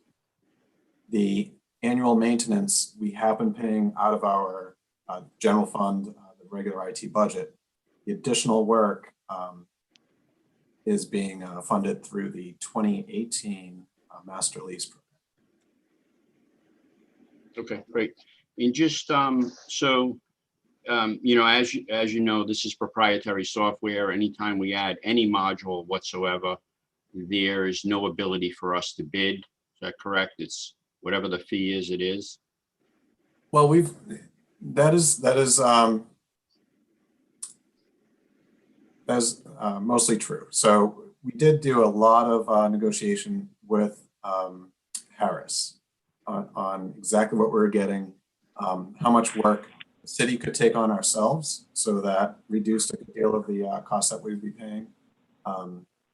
But we're committed to the Harris platform. That's what we've been using for over 10 years. And like I said, it's been very successful and very reliable. We would like to migrate to this latest version. Harris does not subcontract these services out to any other third-party vendors. So it's not like say a Microsoft service where, you know, there's a list of 100 vendors that I could hire to do this implementation. Harris does this themselves. And that's, again, I feel that that's part of the value that we get from working with this company, where the software vendor itself has their own staff that are trained in the implementation, and we make sure that we're getting this 100% right. Okay, so I guess the question then is this, so you believe that this is the best direction to go, rather than maybe going to a different software company, one that is maybe, you know, for example, and we've had this conversation, if you add a module for credit card services, they have their hand in it. If you hire them to do something else, you have to go through them to do this. So I'm wondering if that although we may end up spending more money, is there a long-term solution that would be better for the city in software? And that's just your opinion. I'm just asking that. Right. No, that's a fair question. And we did, we've talked with a lot of citizen towns. We have met with some other software vendors to look at their system. We've worked with the collector's office, who are the primary users of this platform. And we did try to consider, you know, all these alternatives. I agree. I understand this is a good deal of money and it's a big investment, and we expect this to be a long-term investment. So we did do somewhat of a competitive comparison to this. And, among everybody who was reviewing this, we felt that staying on the governed platform is the best path forward. And just so that you know, I know that this is well before you. I was on the committee that picked the software. I went against that. I went to Oracle as the biggest company, and I wanted to pick Oracle because I know it's just wide open, Oracle, and they have, you know, they just a different type platform, where I thought it was more wide open. Now, every time we do a change, you know, we just have to go through this company. I'm just wondering, again, if you're looking over the next 10 years, is this a good investment, or do we look at other software packages? And again, you're the expert in the area. I just want to hear from you. Yeah, sure. And part of that, Treasurer, we also have staff in-house that do a good deal of the maintenance, update, you know, building new reports. We interact with the state Department of Motor Vehicles, for example. We import their files and we push files back out to them. We built a data exchange to work with the State Department of Revenue to, you know, help collect any additional fees which either of us might be missing out on, where they withhold money from tax returns. So we do a lot of that custom programming ourselves. And honestly, outside of the annual maintenance fee, software licensing, and updates that we get from Govern, we haven't had a great deal of additional expenses with it. So you think that this, I just want to hear that you say that over the next 10 years, this is the, I don't want to say the best, but this is at least a very good option to move forward with. Yes, and given their software life cycle, we are expecting this to be a long-term investment, possibly out through another 10 years on the platform that we're looking to purchase. Thank you. Thank you. Vice Chair, then the internal order. Thank you. Thank you very much for the hard work job that you have keeping all of our systems running in the city of Providence first. But I just have two questions for you. One is, does the migration cost that you referenced, I think you said it was $120,000, does that also include an assessment of the hardware that the city relies upon to run that software? Have we assessed our hardware? And are we does the migration plan account for capacity of our hardware to run the new system? Okay. I'd just like to point out again, the $120,000 figure that I mentioned, that is maintaining our existing annual license. Okay. So that is. I must have misheard you. I'm sorry. Okay. No, I understand. So in FY 21, 22, and 23, I have $120,000. That's my best estimate on maintaining our annual license fee for what we're continuing to use. Okay, well then strip aside the cost. Has your plan included an assessment of the ability of our hardware to run this new software? Yes. Is that included in your plan or your proposal? Yes, and we looked at this from a number of points. So as far as the end users, the desktops that city collector staff currently using, other staff around the city, the software is designed to run on current Windows 10 version. Everything runs on browsers, so it's a lot, you could say, lightweight. So it's the desktop computers that we have will absolutely run this. The hosting equipment that we already own today, we're expecting to get another 3 or so years out of the physical hardware in the environment that we have. So we have today the ability to stage the development, test, and production versions of this software while it's being developed. Okay. And then moving forward down the line, in 3 or 4 years, we're going to reach our natural, life cycle of our hosting equipment. So these are the servers that we would use to host the software. At some point, we're going to replace those, and we would be looking at either continuing to host this ourselves in-house on new hardware, or possibly moving some or all of this environment onto a cloud solution. But I guess I'm very confident that the hardware that we own today can host this additional software. That's all I wanted to know. Okay. I didn't want you to come back to us in another couple of months and say I need new hardware, because can't be. No, this is everything we need to get the new system up and running. And then just my final question on, did this software have anything to do with the effort to collect or to process homestead certifications online? I heard a lot of talk about assessing, billing, getting information, talking to the motor vehicles. Is there any overlap, or were they connected on the software with the effort to certify homestead exemptions online? Not directly. If you like, I can. The workflow somewhat for the homestead exemption.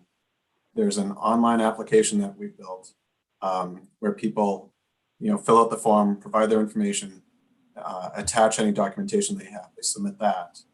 That data is reviewed by our assessor's office. Okay, and the exemption is applied in the assessment. Right. The billing software that we have imports the data from the assessment side and applies the billing rates and handles the billing side of it. So this is not directly involved in the homestead. It simply imports the values and any Gotcha. exemptions from homestead. Thank you. I'm good, Mr. Chair. Thank you, Vice Chair. Internal Auditor?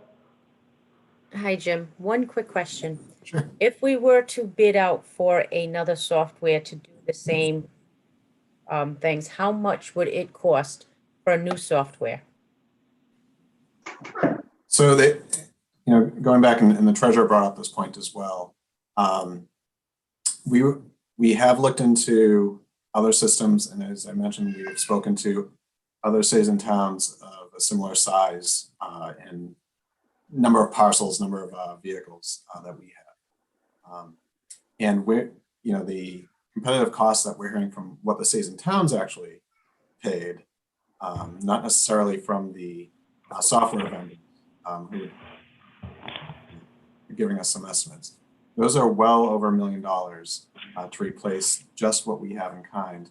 And that wouldn't necessarily include the migration of all of the data that we have into their system. It's just essentially designing and building out a brand new application. So, we did do a good deal of homework. I understand this is a large investment. We want to make sure that we were going with it.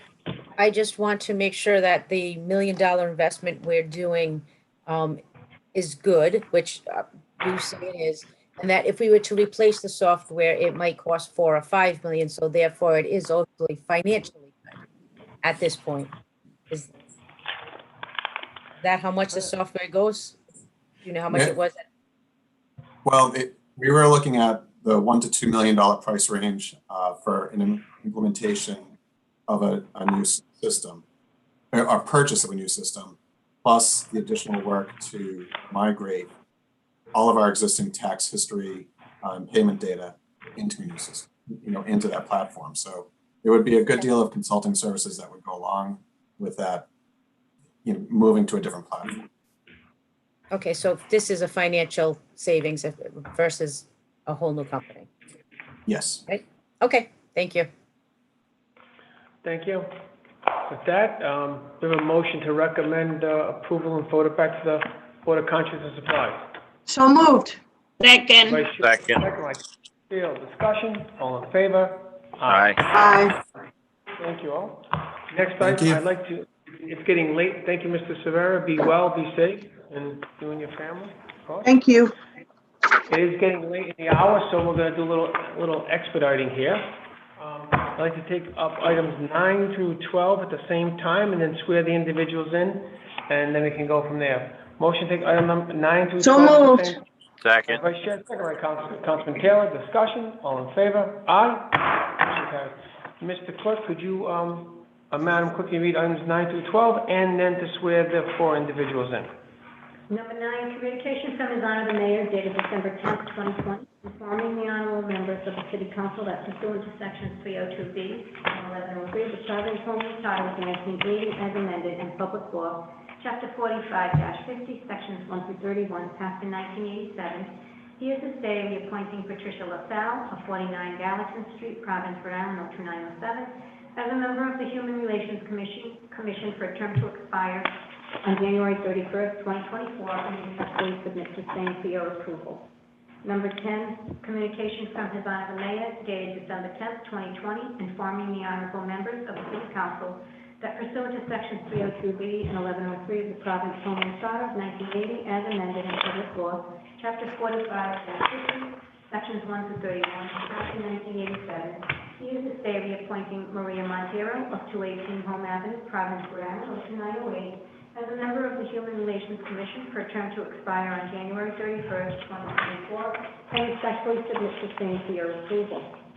Number 11, communication from His Honor the Mayor dated December 16th, 2020, informing the honorable members of the City Council that pursuant to Sections 302B and 1103 of the Providence Home Rule Charter of 1980 as amended in Public Law, Chapter 45-50, Sections 1 through 31, passed in 1987, he is this day reappointing Celeste Terry Lowe of 20 Lubeck Street, Providence, Rhode Island, 02904, as a member of the Human Relations Commission for a term to expire on January 31st, 2024, and respectfully submit the same for your approval.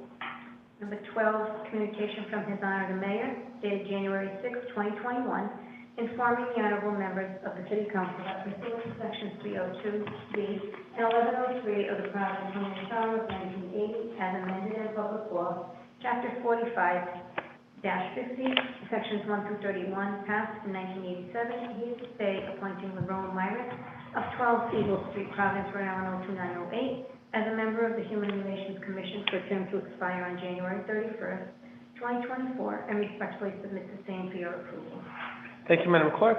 Mr. Clerk, could you please have all four individuals swear themselves in? And then I would ask, as they state their name, it would be go from LaSalle, Montero, Terry Lowe, to Merrick, and they can go in that order.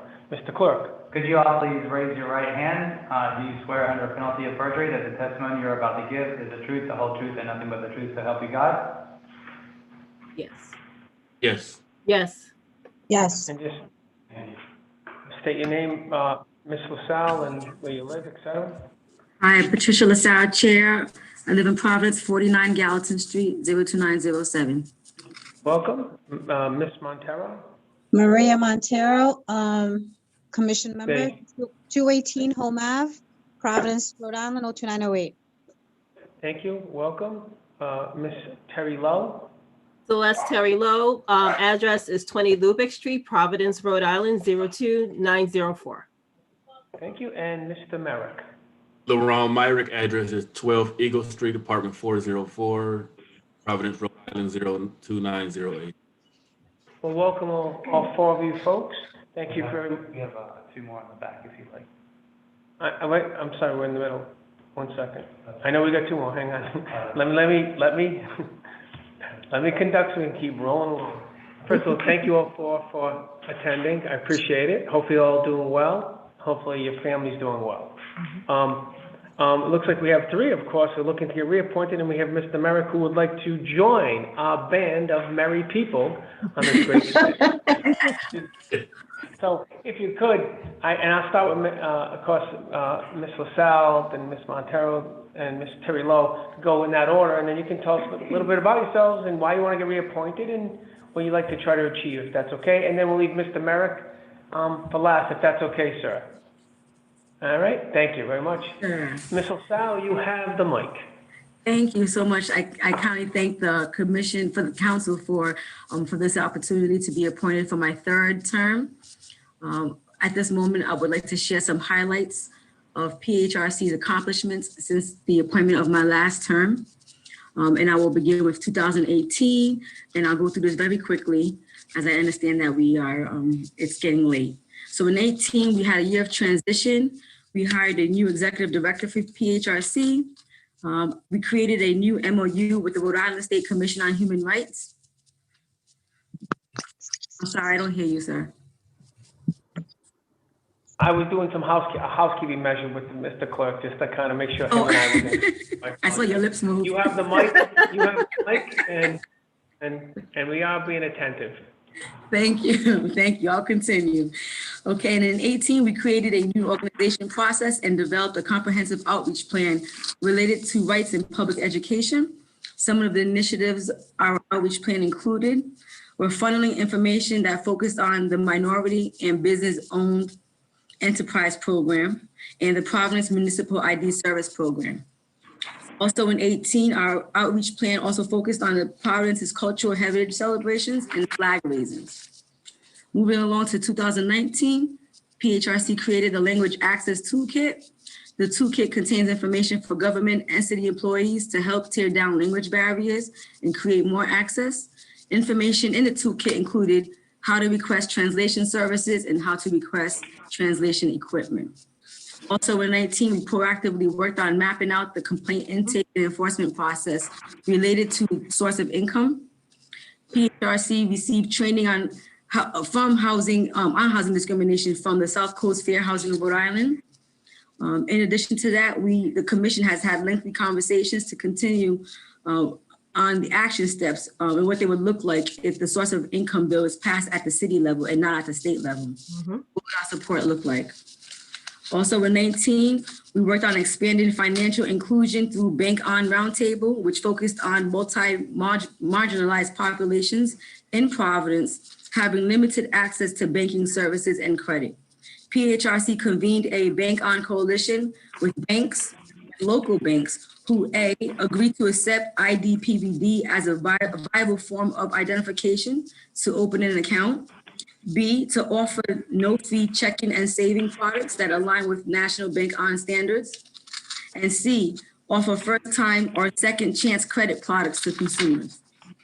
Lastly, in 2019, PHRC provided trainings for city staff related to gender identity and expression. We collaborated with the TGI network to educate city staff on the culture of transgender, non-conforming, and non-binary identities. Moving along to 2020, we hired a new executive director, Andy Wheeler. We also focused on COVID-19 relief efforts, helping families experiencing homelessness with PPE and supplies and supporting local organizations with culturally appropriate food.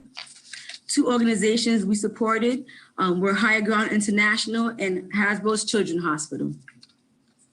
In addition to 2020, we began collaborations with Police Advisory and African American Ambassadors Group, SROs, LEOBOR, LEOBOR, which stands for the Law Enforcement Officers Bill of Rights, and the Use of Force Policy. In June of 2020, the creation of an active anti-racism committee was formalized in response to the civil unrest that was exacerbated by the death of George Floyd. The anti-racism committee focuses on 3 priorities: government accountability, community health, and policy reform. Understanding the importance of policy reform, PHRC also created the newly active policy committee. In collaboration with the anti-racism committee, the policy committee is currently focusing their attention on 3 priorities: housing, cannabis equity, police reform. Thank you for your time. Thank you for your vote of confidence. I look forward to the continuation and the expansion of PHRC's efforts to support our most vulnerable people in our beautiful city. Thank you. Thank you. Very well said. Ms. Montero? Good evening. Good evening, all.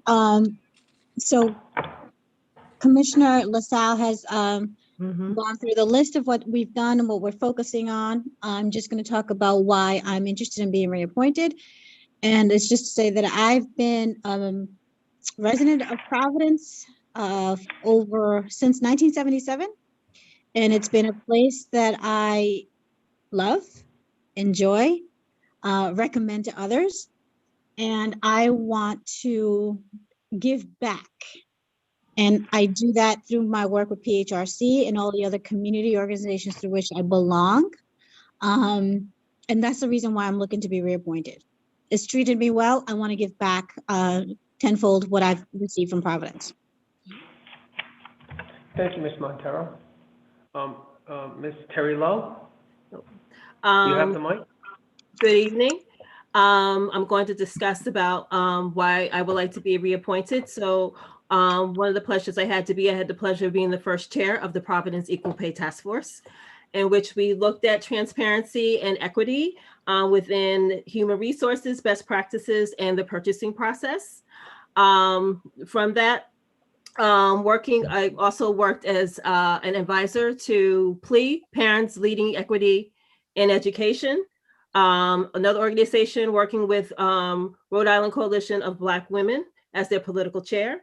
And I would like to continue the work to still focus on gender equity, racial healing, and systematic racism, especially concerning in our educational system, which is our focus. And also I had the pleasure of being a nominee for the School Ambassador Fellowship to hopefully have the opportunity to work with the United States Secretary of Education.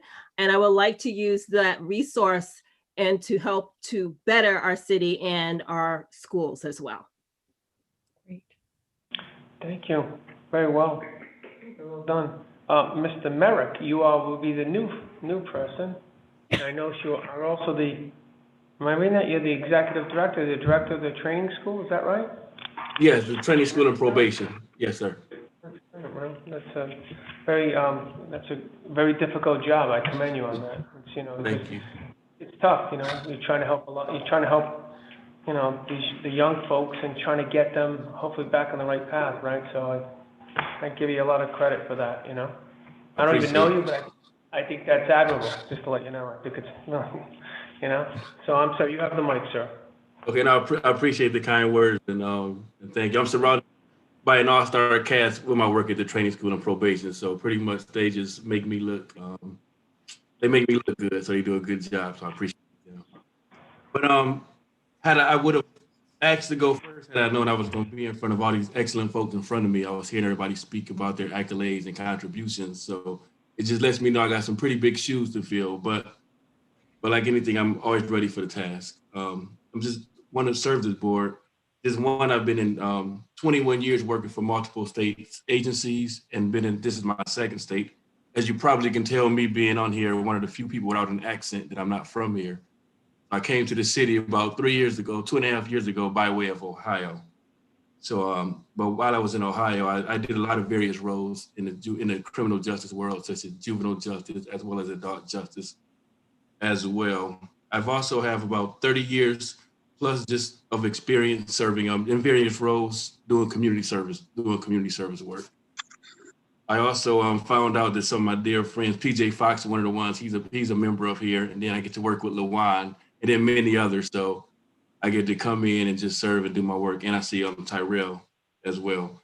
I'm a member of Kappa Alpha Psi Fraternity Incorporated, also a member of lifetime member of National Association Black to Criminal Justice, as well as the African American Legacy Project. Those are some of the community service roles that I've been. But since I've been here, I've also been an active participant. In addition to doing my job at DCYF as a director, I also serve on the Noel Academy School Board, serve on Rhode Island for Community and Justice Board, and I do a lot of work with the juvenile hearing boards, even particularly the ones even in Providence as well. I lead our race equity team, and I get to represent Rhode Island on 2 national boards, the Council of Juvenile Justice Administrators, as well as the Building Bridges International Board. So I just figure it's time for me to come in and continue to do what I do and I serve. Thank you, sir. Thank you very much. Any comments or questions by committee members? Mr. Chair, Vice Chair? just to say that what a credentialed group of folks, passionate folks. We're very fortunate to have your service at in such an important role. So I just want to say thank you for your willingness to serve, and thank you. Thank you, Vice Chair. Well said, Councilwoman Anthony. Yes, I'd like to echo the Vice Chairman's words. I'm so impressed with the work that you're doing and your credentials and your willingness to serve in this capacity. We're very, very lucky that we have members like you on this particular commission. So I can't thank you enough for your service. Thank you, Councilwoman. With that, any other further comments or questions? Do we have a motion to recommend approval? Motion to recommend approval. Second. By Vice Chair, second by Councilwoman Castillo, Councilwoman Anthony, and Councilman Taylor. Discussion. I want to thank you all, by the way, willing to participate. It's great. I heard earlier in the meeting, we were having a conversation about the administration, not necessarily, fulfilling an obligation about the CIP on one end, but you always have to, there's always a balance. On the other end, I got to commend the administration because when they submit some appointments, reappointments and new appointments, it's always impressive on the caliber of people that they find, advocate, solicit, bring them on in, and to participate in this great experiment called the City of Providence. And so I have to give accolades to the administration for doing that, but also accolades to all of you willing to continue your service. And of course, Mr. Merrick, welcome to Rhode Island, welcome to Providence, and your willingness to help us in our great city. And I just want to thank you all. With that, all in favor? Aye. Aye. Opposed? Thank you all. Be well, be safe. Thank you. Thank you. Next, I think we have 2 items left on the agenda, Madam Clerk. Motion to take item number 14 and number 14 and 16 up at the, one, 14 and 16. Yep, you were right. and read it to the record and swear the 2 individuals in. Madam Clerk? So moved. Motion by Vice Chair, second by Councilman Castillo. Discussion, all in favor? Aye. Aye. Item 14 and 16, please. Number 14, communication from the Honorable Mayor dated January 8, 2021, informing the honorable members of the City Council that pursuant to Sections 302B and 701 of the Providence Home Rule Charter of 1980, as amended, and Public Law, Chapter 45-50, Sections 1 through 31, passed in 1987, he is this day reappointing Muhyiddin A. Ibiemi of 151 Ocean Street, Providence, Rhode Island, 02905, as a member of the Providence School Board for a term to expire on January 31st, 2024, and respectfully submit the same for your approval. Number 16, communication from His Honor the Mayor, dated January 6, 2021, informing the honorable members of the City Council that pursuant to Sections 302B and 701 of the Providence Home Rule Charter of 1980, as amended in Public Law, Chapter 45-50, Sections 1 through 31, passed in 1987, he is this day appointing Tyrell Stevens of 38 Anthony Avenue, Providence, Rhode Island, 02907, as a member of the Providence School Board for a term to expire on January 31st, 2022, and respectfully submit the same for your approval.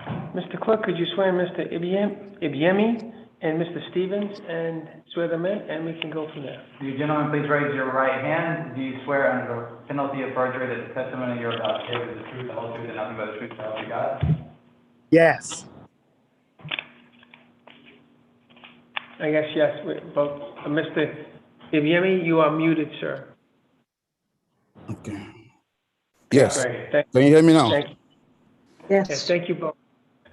So gentlemen, you want to get reappointed to the Providence School Board? I'll start with Mr. Ibiemi.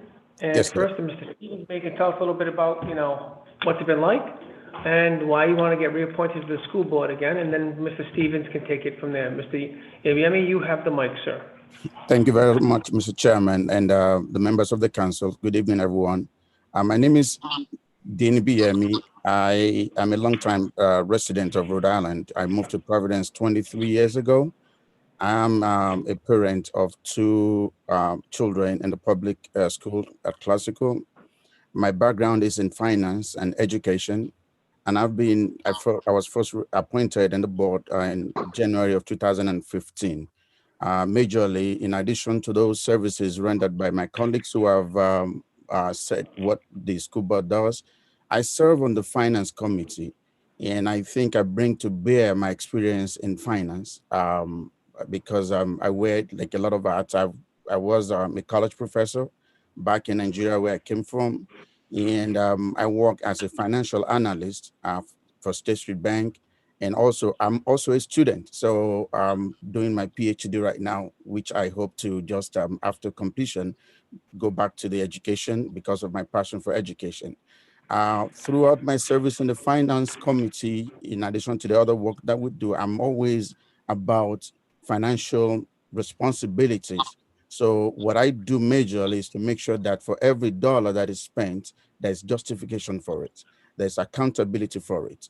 And we want to make sure that we weigh the performance of this contract to make sure it deserves another term, another year of giving them the opportunity in terms of the of our community partners. So we go over budgets, we go over contracts to make sure that every dollar makes sense. And if we have questions, we ask them for the justification for that. I hope, and I've been doing this for 6 years, and I hope to continue in the next 3 years. My focus in the next 3 years are basically on about 4 items. One of the items is to continue to pursue over the 5 or 6 years that I've been on the board. I've always been an advocate of how do we source funds? How do we create more revenue so that we're able to do a lot of things for our students? Part of it, we have buildings that are not in good structure. And how do we get funds? How do we hold companies accountable to be able to help Providence? And against that background, in addition to serving, in addition to helping the students, also helping the financial institutions that we have in Providence. When I was asked to, my reason for being on the board, what I told the mayor was that, we have a lot of financial institutions in the city of Providence, the same we have in Boston. And what I've seen over the years is that there's a program that is always only run by Brown University for summer students to give them opportunity. Why can't we have all the tertiary institutions in Providence to come to the aid of the students? We are always complaining, and I've done this over the years as a member of the finance committee, we have shortage of teachers. However, we can have a pipeline for our students in the community, in the school system, give them a pathway so that we can make education an enticing program for them. Many times when I gather, because I have another community program where I educate the students, they want to be doctors, they want to be lawyers, they want to be engineers. Rarely you will find those who want to be teachers. And the understanding is they see teaching as not a paying a profession. But if we have a pathway from the school system, from the tertiary institutions that migrate students, that entices, that encourages students from the high school to the university system by providing opportunities for them, I think it would be a great idea. So the 3 years, if I'm given the opportunity to serve another 3 years, what I really want to do is to how we can make this happen in terms of the students, also in terms of the teachers. The ELL, I'm one of those people who advocated about the ELL service, how the universities can be of help and give credits and all that. And we've seen that happening by one of the universities in Rhode Island. So my goal for the next 3 years is to make sure that we pursue this more, to source new ways of funding, especially in these days that funding resources are limited. And we're now looking at how we can just, we want to balance the budget. We want to make sure we provide services.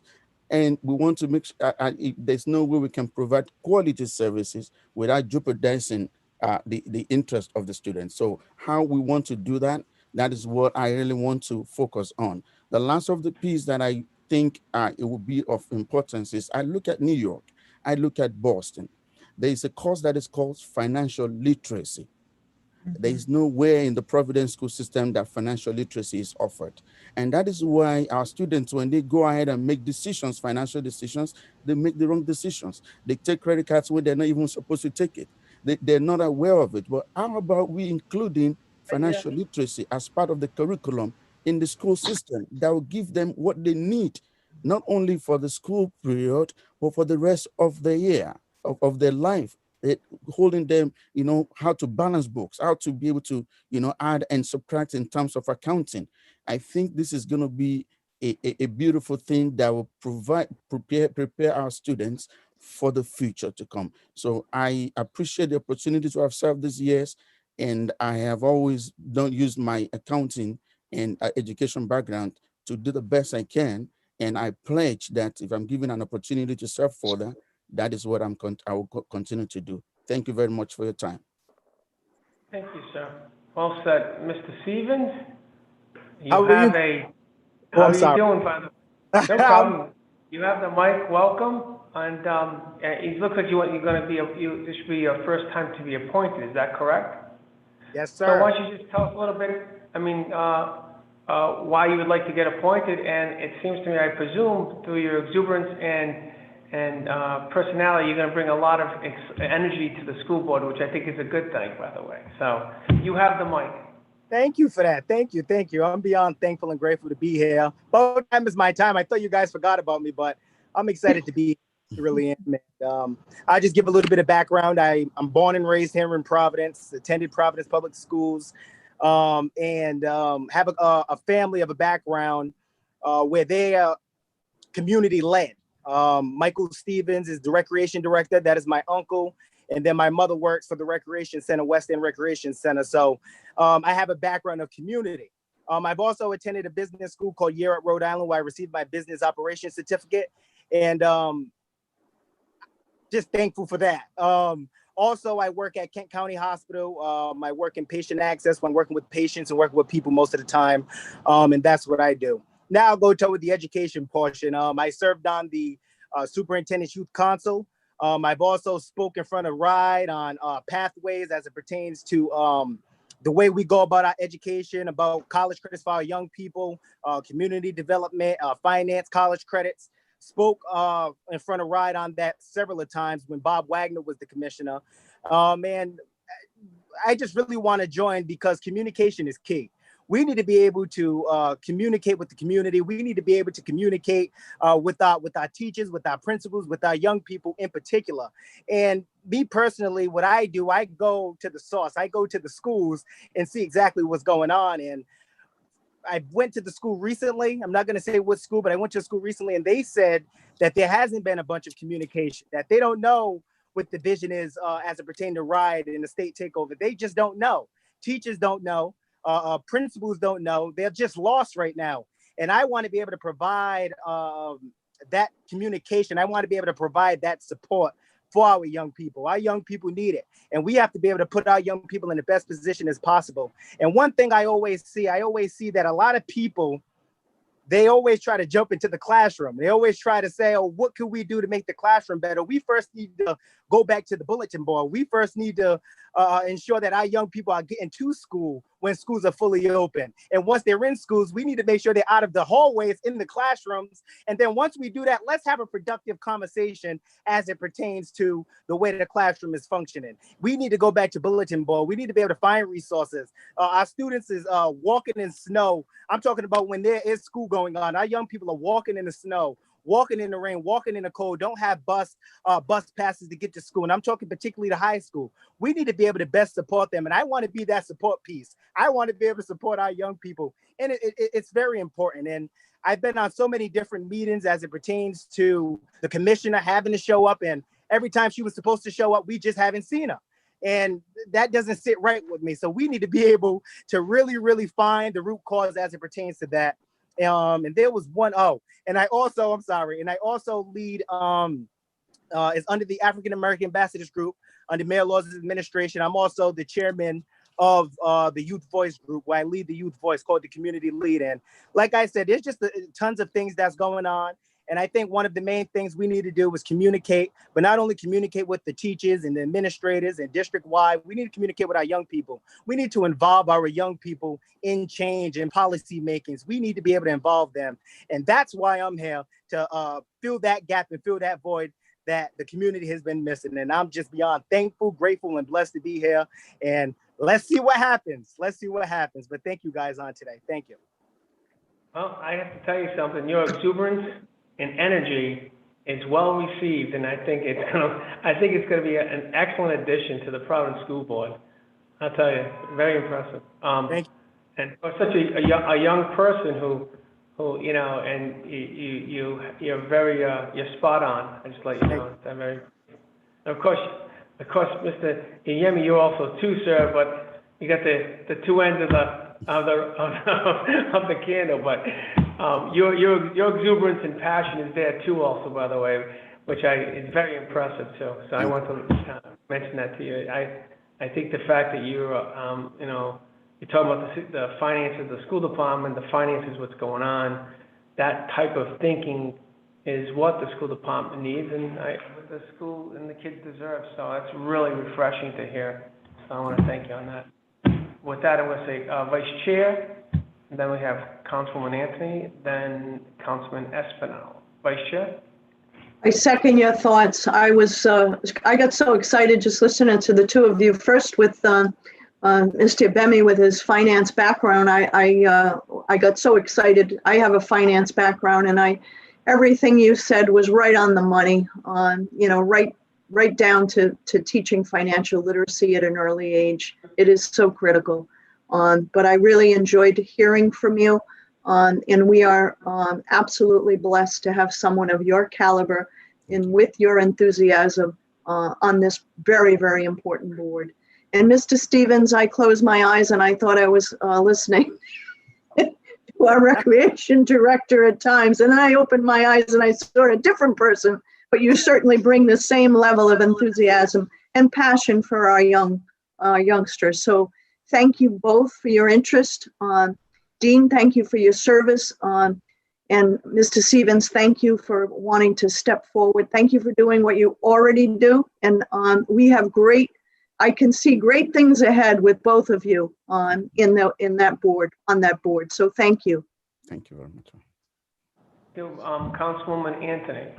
Yes, I will also say that first I'll address Mr. Stevens. Your enthusiasm and your service to the community already is very, very impressive. And I know that you'll make a great difference on the school board. So thank you so much for being willing to serve. And then Mr. Ibemi, I hope I'm saying your name correctly. Your background is so impressive. And I too am very impressed with your your desire to have financial literacy. I think it's just a crucial piece of, it should be a requirement for everyone graduating from high school.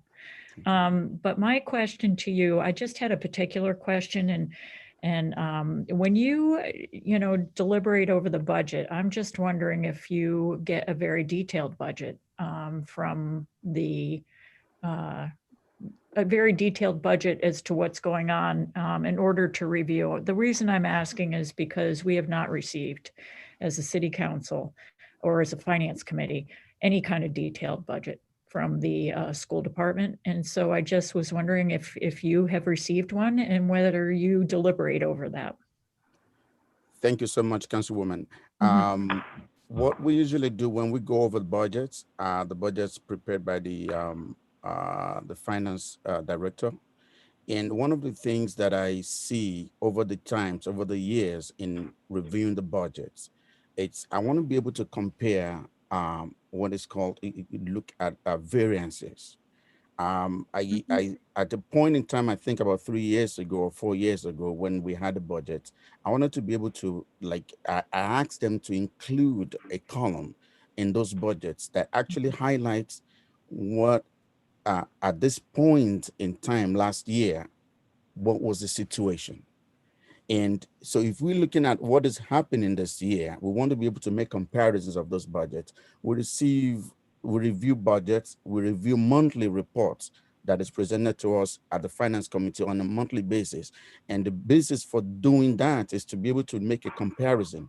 The purpose of making comparison, according to the way I look at it, is to be able to look at the variance. Why are we spending this particular much in this period of the year as compared to last year? So it will better prepare us. Most of the times, what we usually do, just like you said, ma'am, is that we wait till the end of the time or the beginning of the year to see like a comprehensive yearly budget.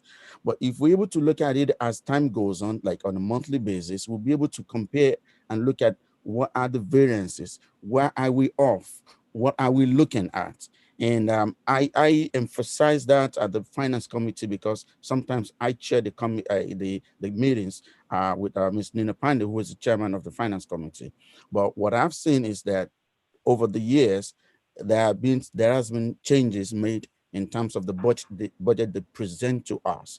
And I have the understanding that those budgets follows from the ordinances of the city, of the council. So what you're saying that you have not been seeing the budget, I don't know, but they do present budget to us, and the budget they present to us, what we look at is to make a scrutiny of it, to make sure that it makes sense and to suggest what we need to do. Part of the things that I have done in the past is to make sure that we have a comparison between period to period, and we get that on a monthly basis at the finance committee.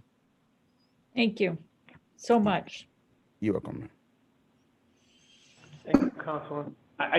Councilman Anthony, I think what you're looking for is that it's called the annual budget books. You never really got a chance to go through that process because when you guys came in, things changed so dramatically.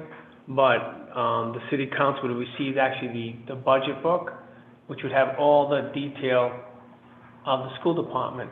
And in fact, just recently I asked the city internal auditor if those budget books exist for this upcoming budget or less, and she's going to see if they have them, because as you know, the school department's looking for more money.